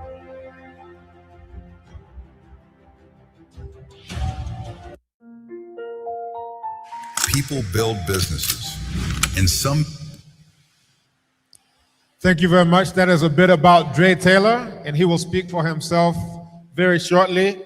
We are also joined by Iya Omodele, Elizabeth, Olympio, Emmanuel, and we also have a short video about the Blacktastic work that she is also doing here in Ghana. People build businesses, and some build spaces where people meet, where cultures connect, and where community becomes something you can feel. This is the story of a woman who has devoted her life to doing both. Ormo Dele Elizabeth Olympio Emmanuel is a Ghanaian entrepreneur, restaurateur, and hospitality and tourism professional.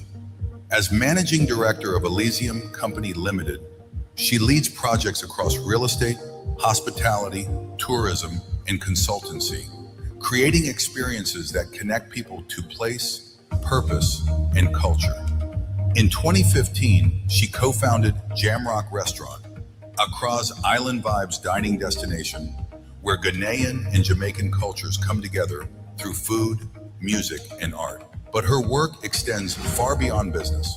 She is a passionate advocate for gender equity, women's empowerment, and child protection, and a founding member of Clean Ghana Now and the Coalition Against Sexual Abuse. Ladies and gentlemen, an entrepreneur, a cultural connector, and a woman creating spaces where people and purpose meet. or Mo Dele Elizabeth Olympio Emmanuel. The door is open. This is actually a surprise for our panelists because they didn't know that we were doing mini documentaries. So shout out to my brother Onwara putting this together from all the way from Nigeria. He wanted to be here, but we'll get him here for the October date. So of course, not to be outdone, our brother from another mother, Brother Calvin Daniels, our agribusiness, moringa and snail farm entrepreneur. Some men answer the call to serve, and some, when that chapter closes, answer a second call to build something that will outlast them. This is the story of a man who did both. A master sergeant in the United States Air Force, a life shaped by discipline, by leadership, by something larger than himself. In 2019, that chapter closed. He came to visit Ghana. The land moved him. The people moved him. So he did what few have the courage to do. He made home. Today, he leads Shy Hills Snails and Agriculture Farm, sustainable farming in over 50 acres of moringa, a superfood grown to nourish a nation and reach the world. The road wasn't easy. Cultural bridges crossed, one honest step at a time. But discipline does not surrender. Neither did he. What he's building now is rooted in what matters most: community, food security, opportunity. A soldier, a farmer, a builder of futures. Calvin Daniels. The door is open.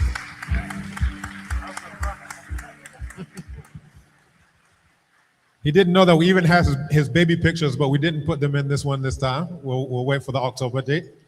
So with no further ado, I do want to get our panel started.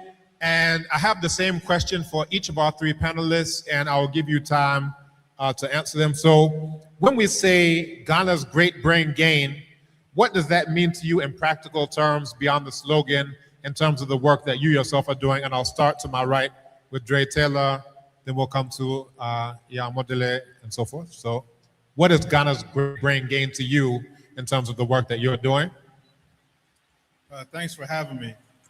The work that I'm doing, I believe, Marcus Garvey said it best, I believe. He said, what man have done, man can do. So I'm not doing anything that nobody else have done before. I'm just standing on the shoulders of the ancestors who came before me and just trying to keep that path going and leading for the youth to come behind me and those who are trying to find their way, come back to home, which is Mother Africa, which I have done.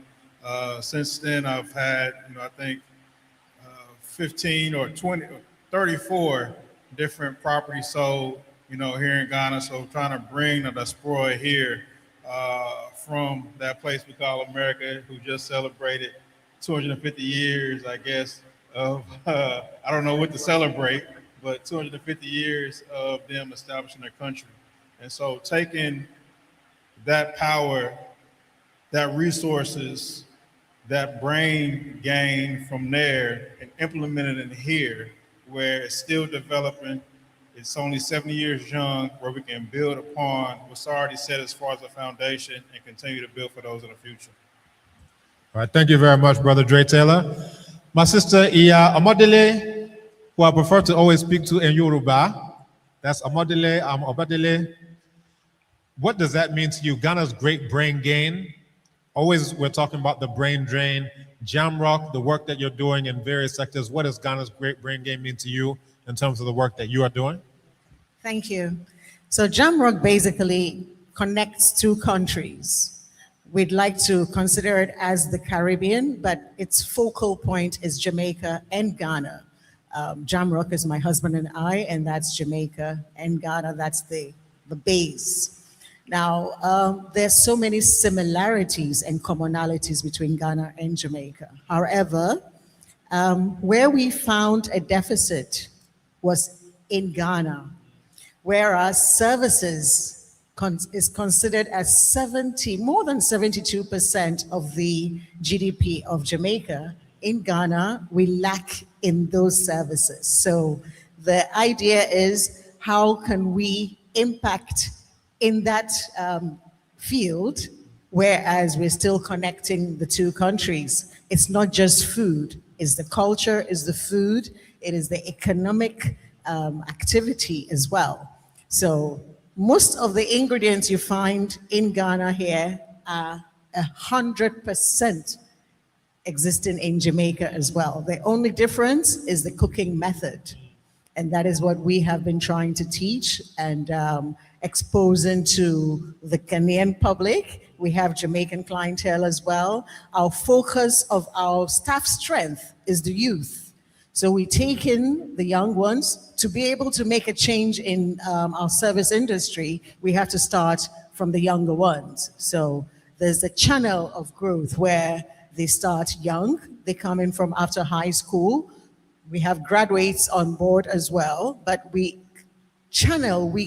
guide the career path. So after 2-3 years, where next? If you do not like the hospitality path, then we guide you to where your passion is. To be able to be successful at any profession that you choose, you must be passionate at it. So we drive this home during our weekly briefings, daily hands-on jobs, and we have students who come in for just the weekend or on holidays, and we encourage them to come in. It's not only about the economic and making the money, but you're carving the future for yourselves and the community that you live in. So it's a broad spectrum when you consider hospitality, tourism, and the catering business.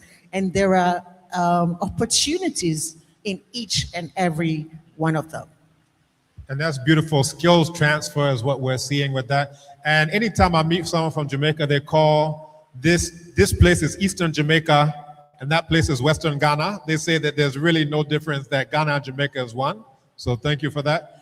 My brother from another mother, Calvin Daniels, you are bringing agribusiness, moringa farm, snail farm. What does Ghana's great brain gain mean to you in terms of the work that you're doing? I think the cultural difference it is wide, but it should come together. We are all the same people. Like I said, my DNA, I'm 97% West African, which is high for African American. And I think that we got to create better industries here, whether it's agriculture, food, or hospitality, because Ghanaians, the youth should not have to leave here to make decent living.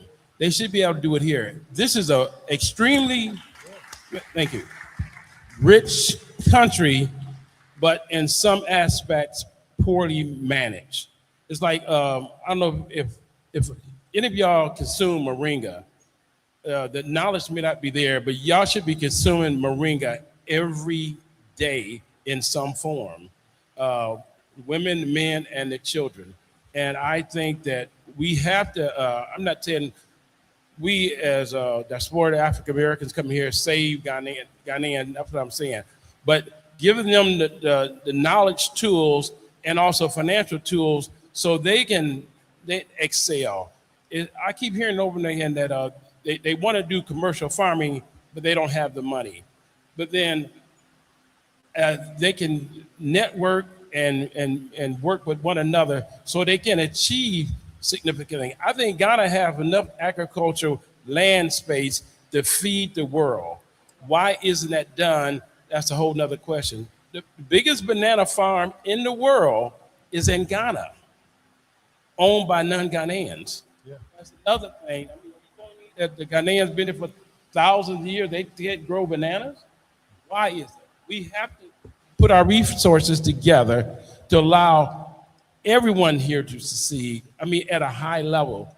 On my farm, I do something, I don't know what the other farmers do, but my employees, I have 2 cooks. They get 3 meals a day. They got free Wi-Fi. They got hot water and air conditioning units. So I want to, I hate to say mirror companies in the United States, but I want to treat my employees as well as I financially can, as long as they work, because I want to expand to another 400 acres next year. So there's a lot I can do for myself and my investors and the Ghanaian people. Like I said, I want to build clinics, I want to build schools, and that's something I plan on doing, not just putting CDs or dollars in my pocket. Thank you so much. And Dre Taylor, one evening I was coming by your property and your workers were just finishing work for the day. And it looked like the Million Man March. As many people were leaving to go back into Obosomasi, you are providing jobs. You've built a computer lab, you've been installed there as well. Can you speak a little bit about how you've come here, not to, in South Africa, they talk about, oh, these people are coming from outside, they're taking our jobs. You've come here, you've provided jobs, you've provided housing, you've provided computer literacy, all these things. Can you speak a little bit about your contributions to not just the economy, but the society as a whole, where you are in Obosomasi? Yes. I didn't just come here to start. I was doing this before I came to Ghana. I had 200 boys that I mentored with a group called Males to Men. I had Big Brothers Big Sisters mentoring group. I had the Nile Valley 100,000 pound food project. I currently have a 200 tree fruit orchard still in Kansas City, Missouri. So I'm just continuing the work that I've done in the States and just brought that here to Ghana. I can have more impact here than I can have there. Every person in the United States spend about $300 to employ or keep the systematic of the private industrial prison complex. $300 for every person in the United States is how much we spend. I don't want to be a part of a system that degregates the youth of United States and African American men. So I want to be an example of what could be done and show them that you do have options to come over here. You can contribute. You can see what's going on in South Africa. You hear those groups of the FBA and those different who don't consider themselves African, and they say that they don't like us. And I speak to those brothers and say, what group in Ghana said they don't like you? Was it Airway? Was it the Fanti? Was it the Shanti? When did they all come together and say, and have a conference? And in what language to say they don't like us? And so just being an example for those to say what can be done is being done. And so this is what I'm here trying to do, just trying to provide a positive example for others who want to follow in those footsteps. Beautiful, beautiful work that you're doing. Yeah, Omadele, Elizabeth, Olympia, Emmanuel. On the day that Jamrock opened in 2015, I was called to be a keynote speaker. So I've been rolling with Jamrock. And for anyone who doesn't know, Jamrock has their new location right outside of the hall. So we are going to have refreshments here in just a few minutes. But for anyone, they say, we didn't now one me now walk out the domachi. And it translates to, if you're eating and you don't get full, then you take your tongue to go and pull extra crumbs from the back of your tooth. Here, you don't have to pull crumbs from the back of your tooth. You can find full meals right outside at Jamrock. So, Elizabeth, this is to you as well. In terms of those Ghanaians who you employ, your husband is from Jamaica, and together, the two of you as co-founders of Jamrock, I know you've touched the lives of so many people who are now, doing hospitality in their own right. They know how being a restaurateur works. They understand supply chains, all of these things. Can you speak about the impact you've had in terms of this great brain gain of repatriation, your husband repatriating and you coming here, and you being here and helping him to do that for this skills transfer, this work that these people are now learning? If you can speak just a little bit about the impact you've had in the workplace, in the society in Ghana. All right, so it's not just about food, as I said earlier on. It's a cycle. There's a big supply chain when it comes to the restaurant catering business. You're looking at skill sets, you're training a workforce, you're looking at from the farm to the pot to the plate. So that's a whole chain on itself. You're creating a matrix of producers and connecting them to a network of not just your restaurant, but a whole network of an association of restaurateurs, the hotels industry as well. When it comes to the impact, good food, of course. Culturally, we celebrate both Ghana and Jamaica. So what we have set up at the restaurant is more of a cultural center. When you get in there, you feel the air, the spirit of Pan-Africanism. We want you to understand where this history has started from, pre-independence, the struggle through Pan-Africanism, and today where we stand, we no longer look at the hurts of the past. How does today's world impact on economic activity? How can you derive monetary gain in the work that you do? Ackee, for instance. Ackee is known to be the national fruit, national dish of Jamaica, but it was originating here in Ghana, and not many Ghanaians eat it. Moreover, it is food.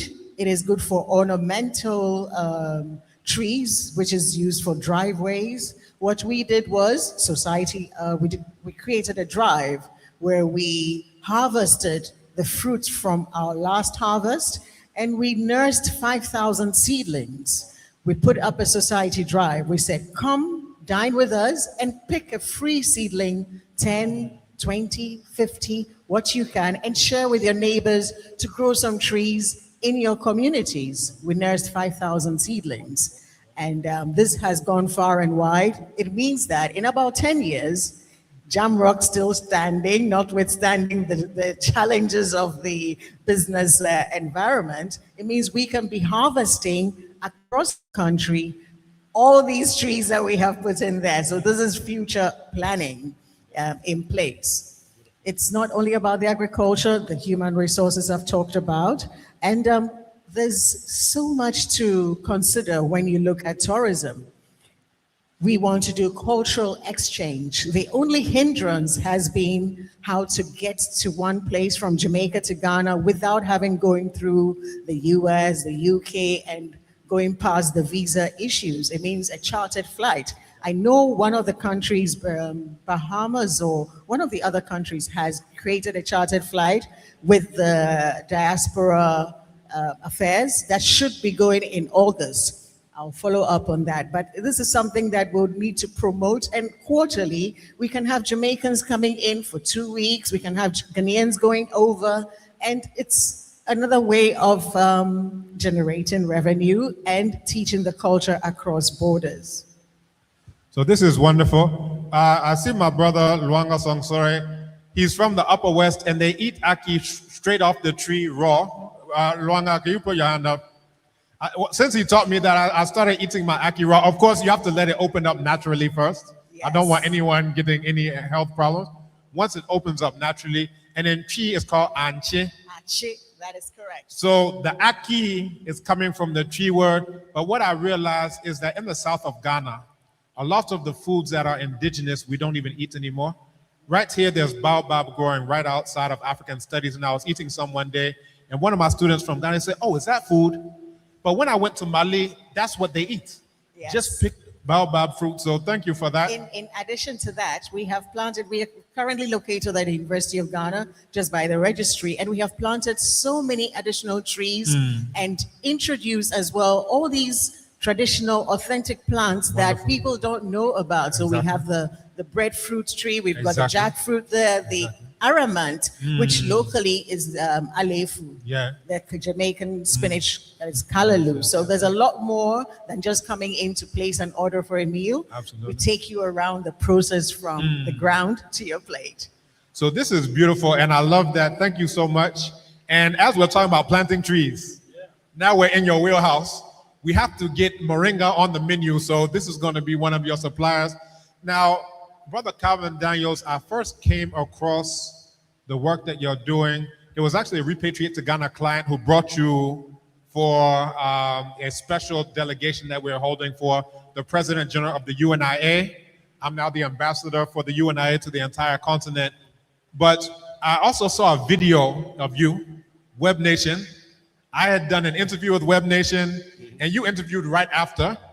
your interview far surpassed my interview because you were talking about how you can become a millionaire by growing moringa. Me, myself, I started investing in your moringa farm. Can you talk about the work? In that video, you mentioned that you had 19 employees, that you were giving them free food for every single day, air conditioning, internet, cable, a place to live, all of these things. Can you talk about the impact that you've had on the workforce, as you briefly alluded to before? It's important. None of this can be done without employees. And my experience here, some do not take care of the employees, and then they wonder why employees are walking away with stuff. You know, I mean, they're gonna take care of themselves and their family. That's just human nature. So my idea is to get quality employees, treat them well, and the work is hard. You know, I couldn't do what they do every day, and it's important that we keep educating them on our norms and values, not to change what they do, but like I don't do Ghana time. Like if you was meet me at 1 o'clock, it's not 1:10, it's 1 o'clock. Because at 1:05, I might be gone. That's a military man, he's not playing. But I see it's a norm here. I have had meetings with business people and meetings at 1 o'clock and 1:30, 2 o'clock, I'm on my way. And let's reschedule then. But it's really important. And then I know that the Ghanaians here, I spoke at your wife function, the doula. A lot of primarily the women don't know the value of this product here, moringa powder or leaves. This is 1 kg of moringa powder. Here in Ghana, I could probably sell this for 300 CDs. This in the United States would be $150. That's the difference. And just getting around the processes of exporting it is key. But my goal, as I say, is not just to line my pocket. I have to give back. United States has afforded me a decent retirement where I don't have to work ever. But why not keep busy and doing, you know, and my health has improved since I moved here. When I got here 5 years ago, I was 388 pounds. And in the next six to 8 months I got here, I lost 140. And then I still need to lose more. But I love to eat. I love my own cooking, you know, and I cook with moringa and the black-eyed peas. I do the oxtails and smoked turkeys. I love my own cooking. My employees love my cooking too, but that's a whole other story. But I think that we need to work together. I thought coming here, it would be different. Like African Americans, we don't work together at all. And I thought coming to Africa, that it would be a tight-knit community, but it's not. It's like if I'm Ashanti or I'm this and that, and this tribalism needs to stop. You know, we all we're one person. So we need to work on that as well. Thank you so much. And I'm going to do one more round of questions, and then I'm going to pass it over to the floor. Any questions you have for those who are making an impact, those diasporans? This is the decade of our repatriation. So if we can think about a single year for people to come and visit, what that can do for Ghana, imagine an entire decade of people bringing their knowledge, bringing their skills, bringing all of those things to bear. So for Dre, as a real estate developer and Pan-African entrepreneur, what kinds of investment and development models can help diasporans return or repatriate without being exploited, misled, confused? What are those types of models? I think doing things as a collective. You don't know what you don't know when you come to Ghana. You don't know that 90% of issues in the court system are land issues. A lot of times we come here, we come with our heart and not with our head. And so we leave our common sense at home when we come here, and we don't do the same things we would do at home that we would do here. You know, we come here and we get excited, we coming back home, and we just don't do our due diligence for the most part. And so doing things as a collective, reaching out to people who have done it, who can help guide us in the right direction, from lands commissions to getting lawyers, licensed surveyors, these type of things you're gonna need to be able to just get your project off the ground. That's 90% of the battle. Once you're able to do that, then you can start mending relationships. There's no, back at home, we have Craigslist, things of that nature where you can go and find out referrals from somebody. Here, you're just coming with a blank sheet of paper and trying to find out who does what. You know, we have different standards of quality of build in which we like. And so trying to find those who can build that we've worked with, who's going to be there on Monday, who's going to be there on Tuesday, these type of things that will sink your business. Literally sink your business if you just don't know.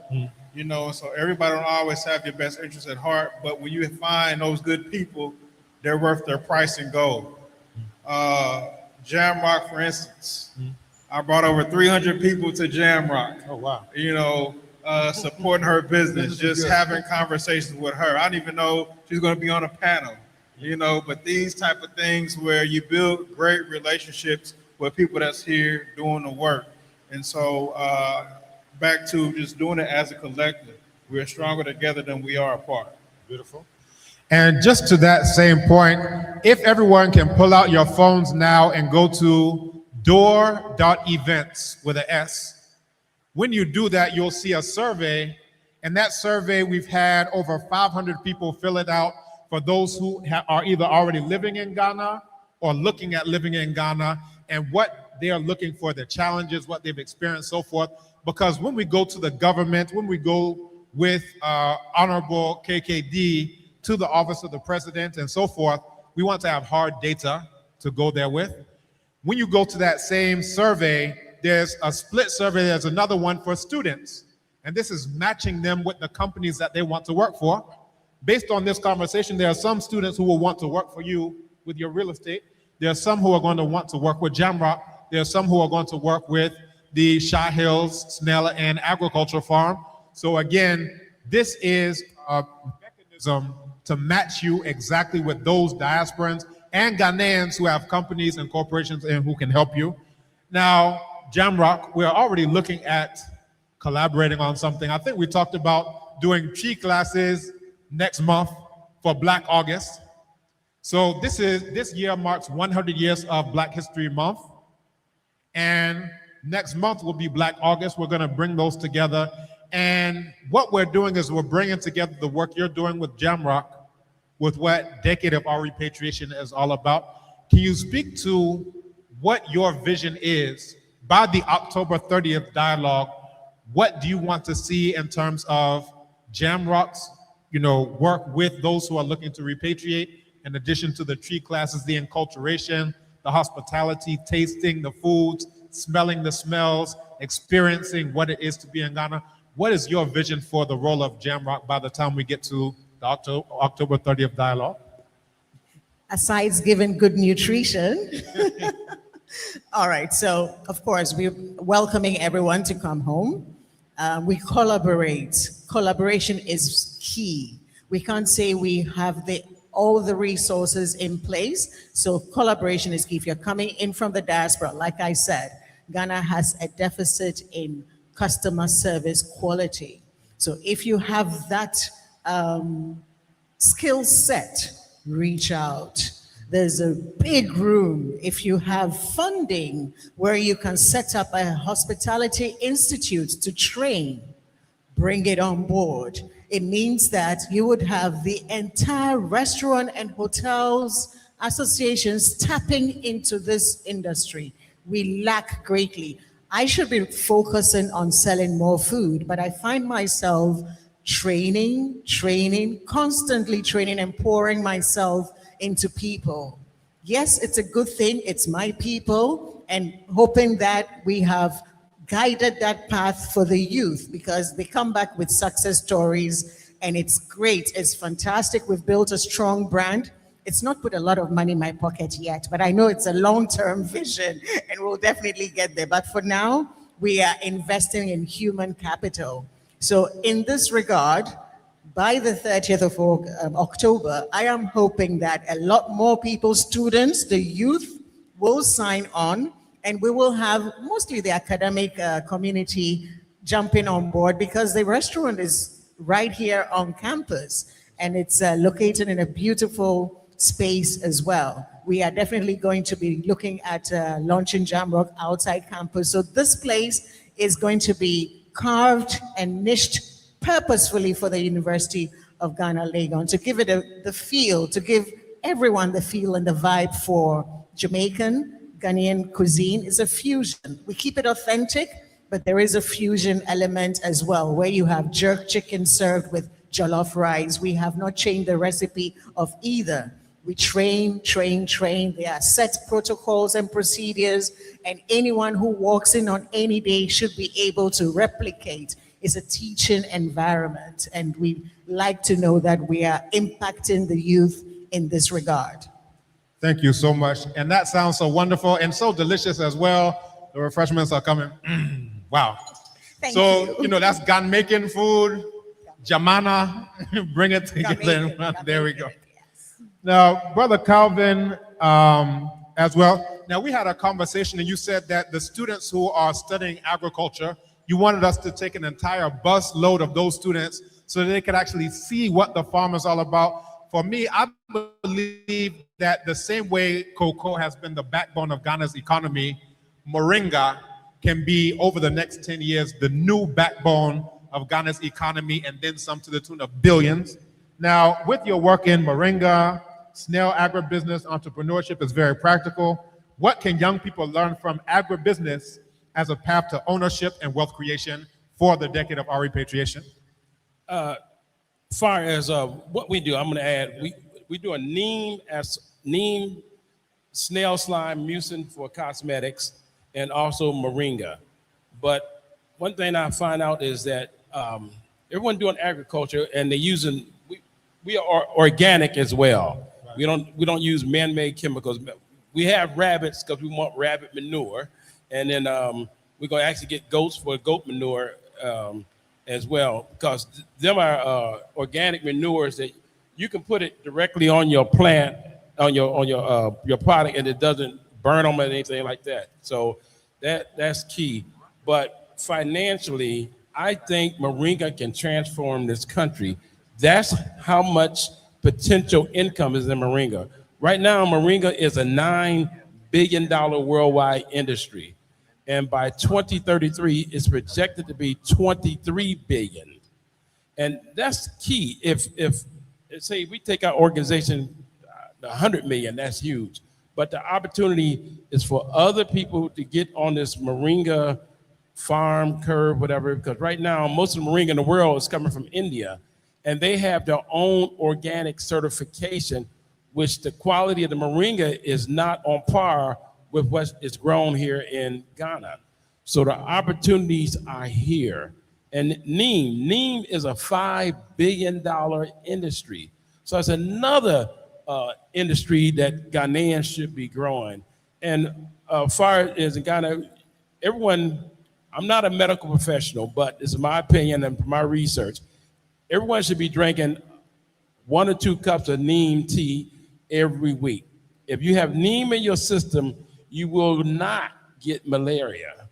But that's just something else to add. And then people say snail slime, they frown, but snail mucin is huge. 1 kg of dehydrated snail slime is $33,000. And here, y'all eat the snails and y'all throw the snail slime away. Of course, you have to have the equipment to process it. For a commercial snail processing machine, it's like $23,000. But if you have the volume of snails, you'll make your money back quickly. It's like a moringa processor. We're building a plant. To outfit the plant is going to be about $60,000. But once we're processing, 1 export, we'll get the money back in 1 month. So the money is here in use. I would love y'all to bring the children, youth out here and see what we're doing. You know, I dug like the water mitigation. You see the flooding here. I dug a trench along the mountain. My home, I live in a container home, which is below a mountain. And I dug a trench, so when it rained, the trench fills up and flows down to a dam. The dam holds 500,000 gallons of water. So we won't have any water problems. And plus I have 3 boreholes. And then we got catfish in the pond. We got like 600 catfish. So y'all can come out and catch some catfish. So I think the opportunities in Ghana is so big that a lot of people don't realize it. They might have the funds to do it. I would love to finance farmers in the future to help the youth, expand as well. Thank you so much.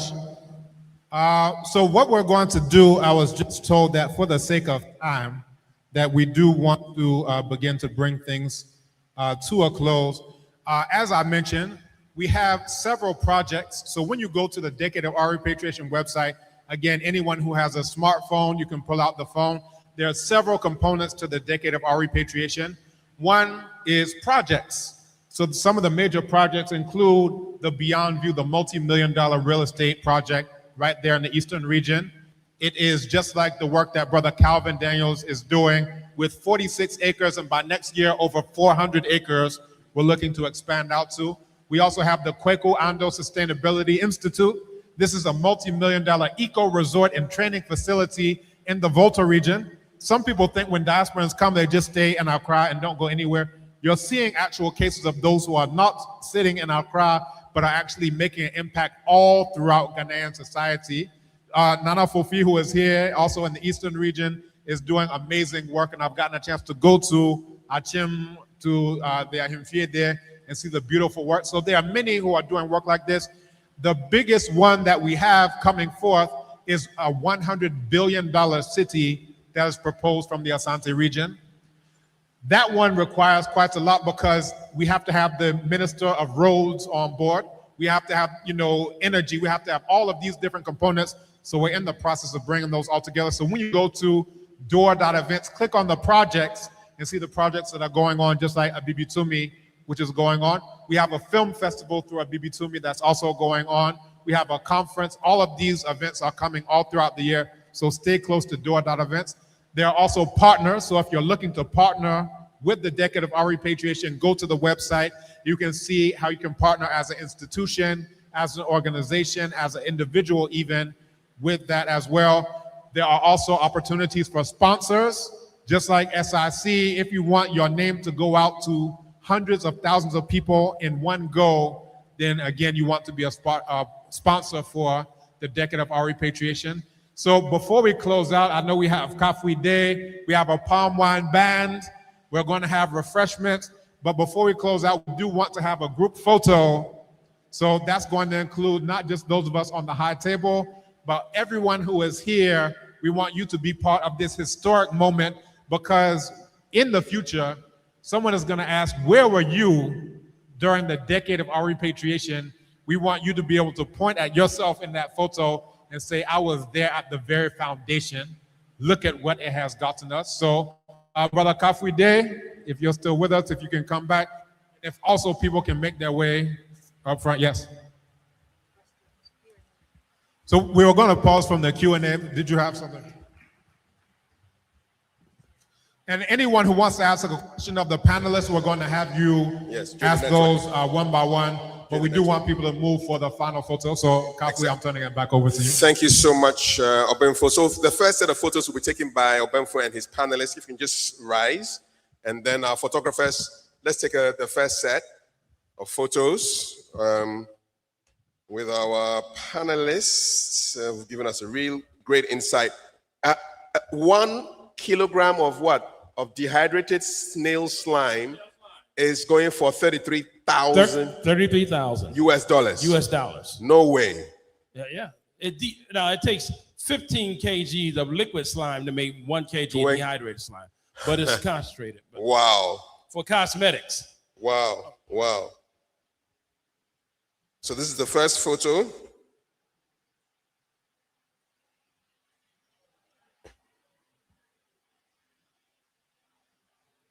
And can we have all of us come up as if we're at a wedding to take a photo? Big family photo.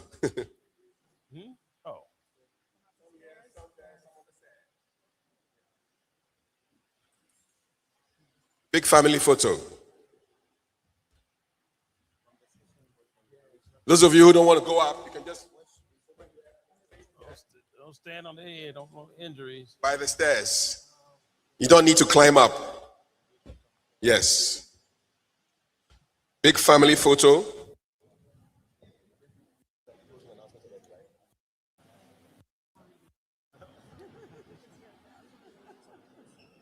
All righty. Make sure you are part of this photo. It's historic.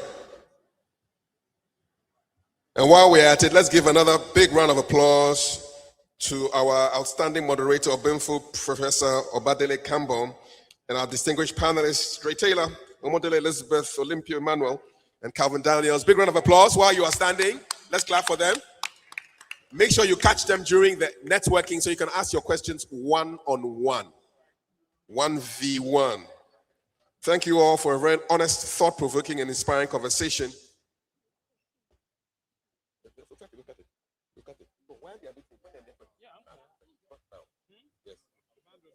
So today's dialogue has reminded us returning home is not simply about geography, it's about reconnecting with purpose, opportunity, heritage, and our shared future. Are we good? All right. So on 3, everybody's going to shout, decade of our return, repatriation, okay? So on 3, 2, 1, decade of our repatriation. We're spelling D.O.O.R. 1, 2, 3, decade of our repatriation. Say it like you mean it. When I say decade of our repatriation, everybody will say D.O.O.R. with your fist up in the air. All right? So decade of our repatriation. D.O.O.R. One more. Decade of our repatriation.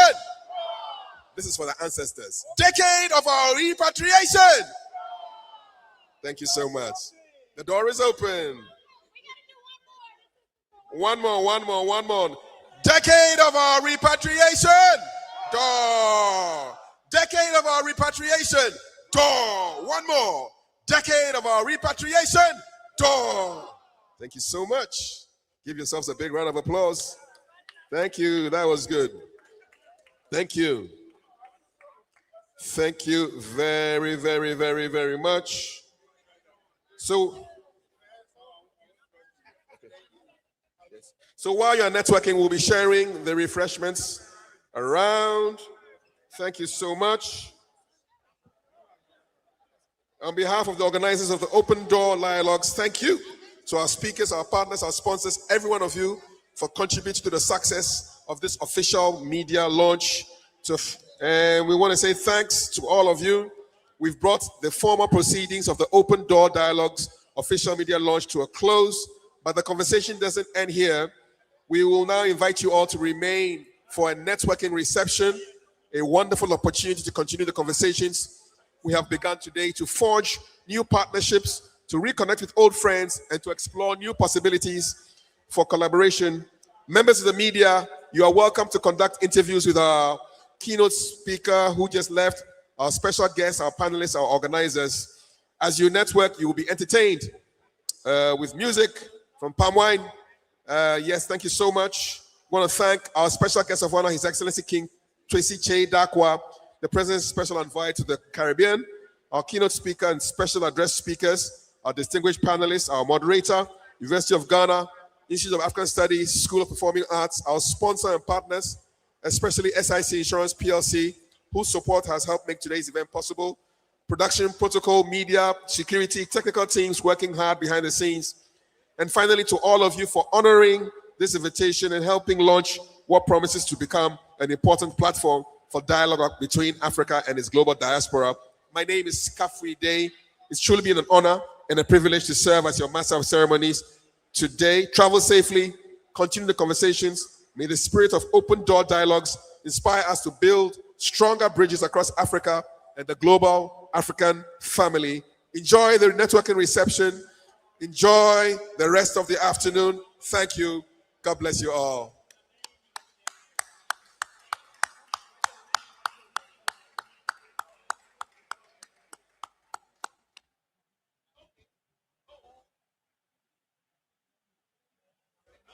What if returning home wasn't simply about coming back? What if it was about building the future?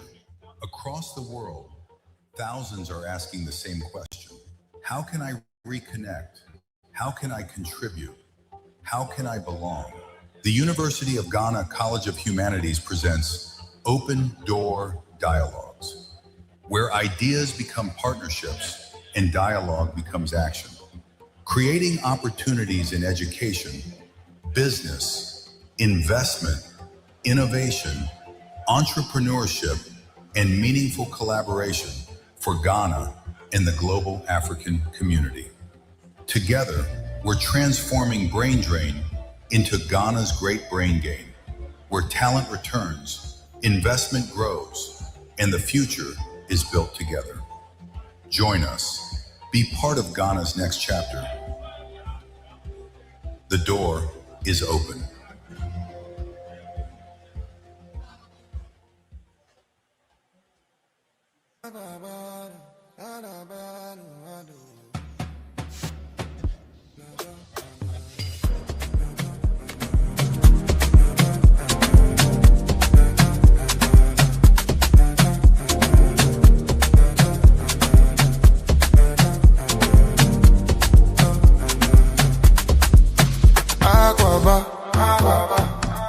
Come step inside, oh yeah, oh yeah. Door done open wide, over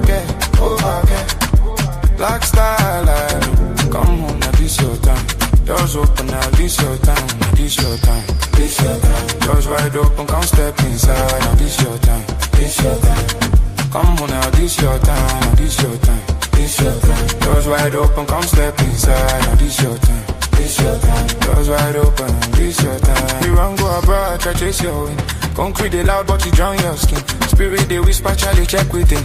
Home be the root where they hold your chin. They make it hard, so you chase new ground. But the same ones break and the rush come down. Lies they so, why they tire I'll go. Dodo come back home, this is our cocoa. Aquaba, aquaba. Come step inside, oh yeah, oh yeah. Door done open wide, oh back. Black star line, come on, now this your time.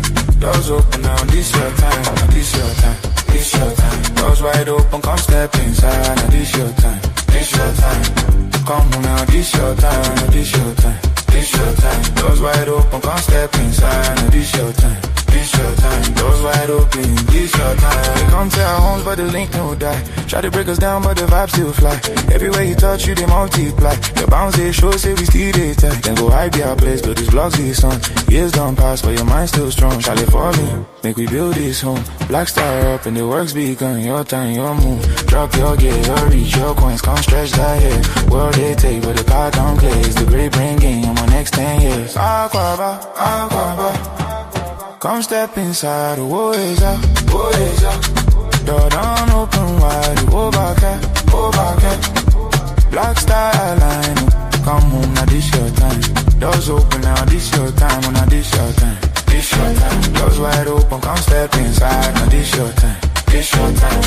Come on now, this your time, now this your time, this your time. Doors wide open, come step inside, now this your time, this your time. Doors wide open, this your time.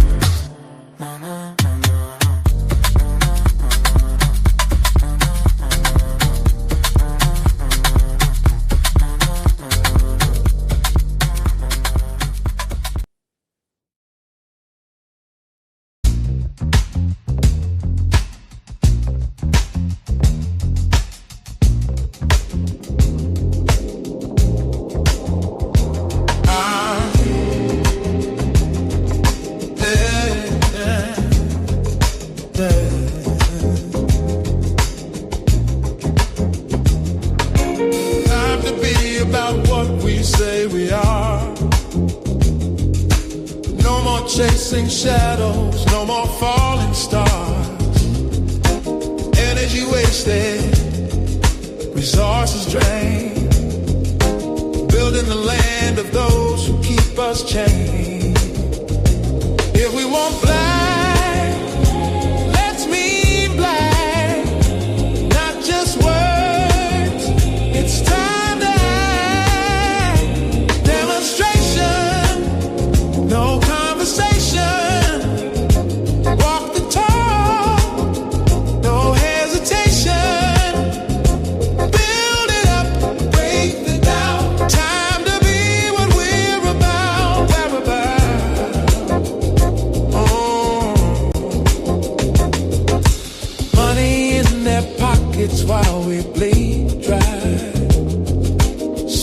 get crushed under a borrowed sky. No more excuses, no more delay. If freedom's the goal, then start today.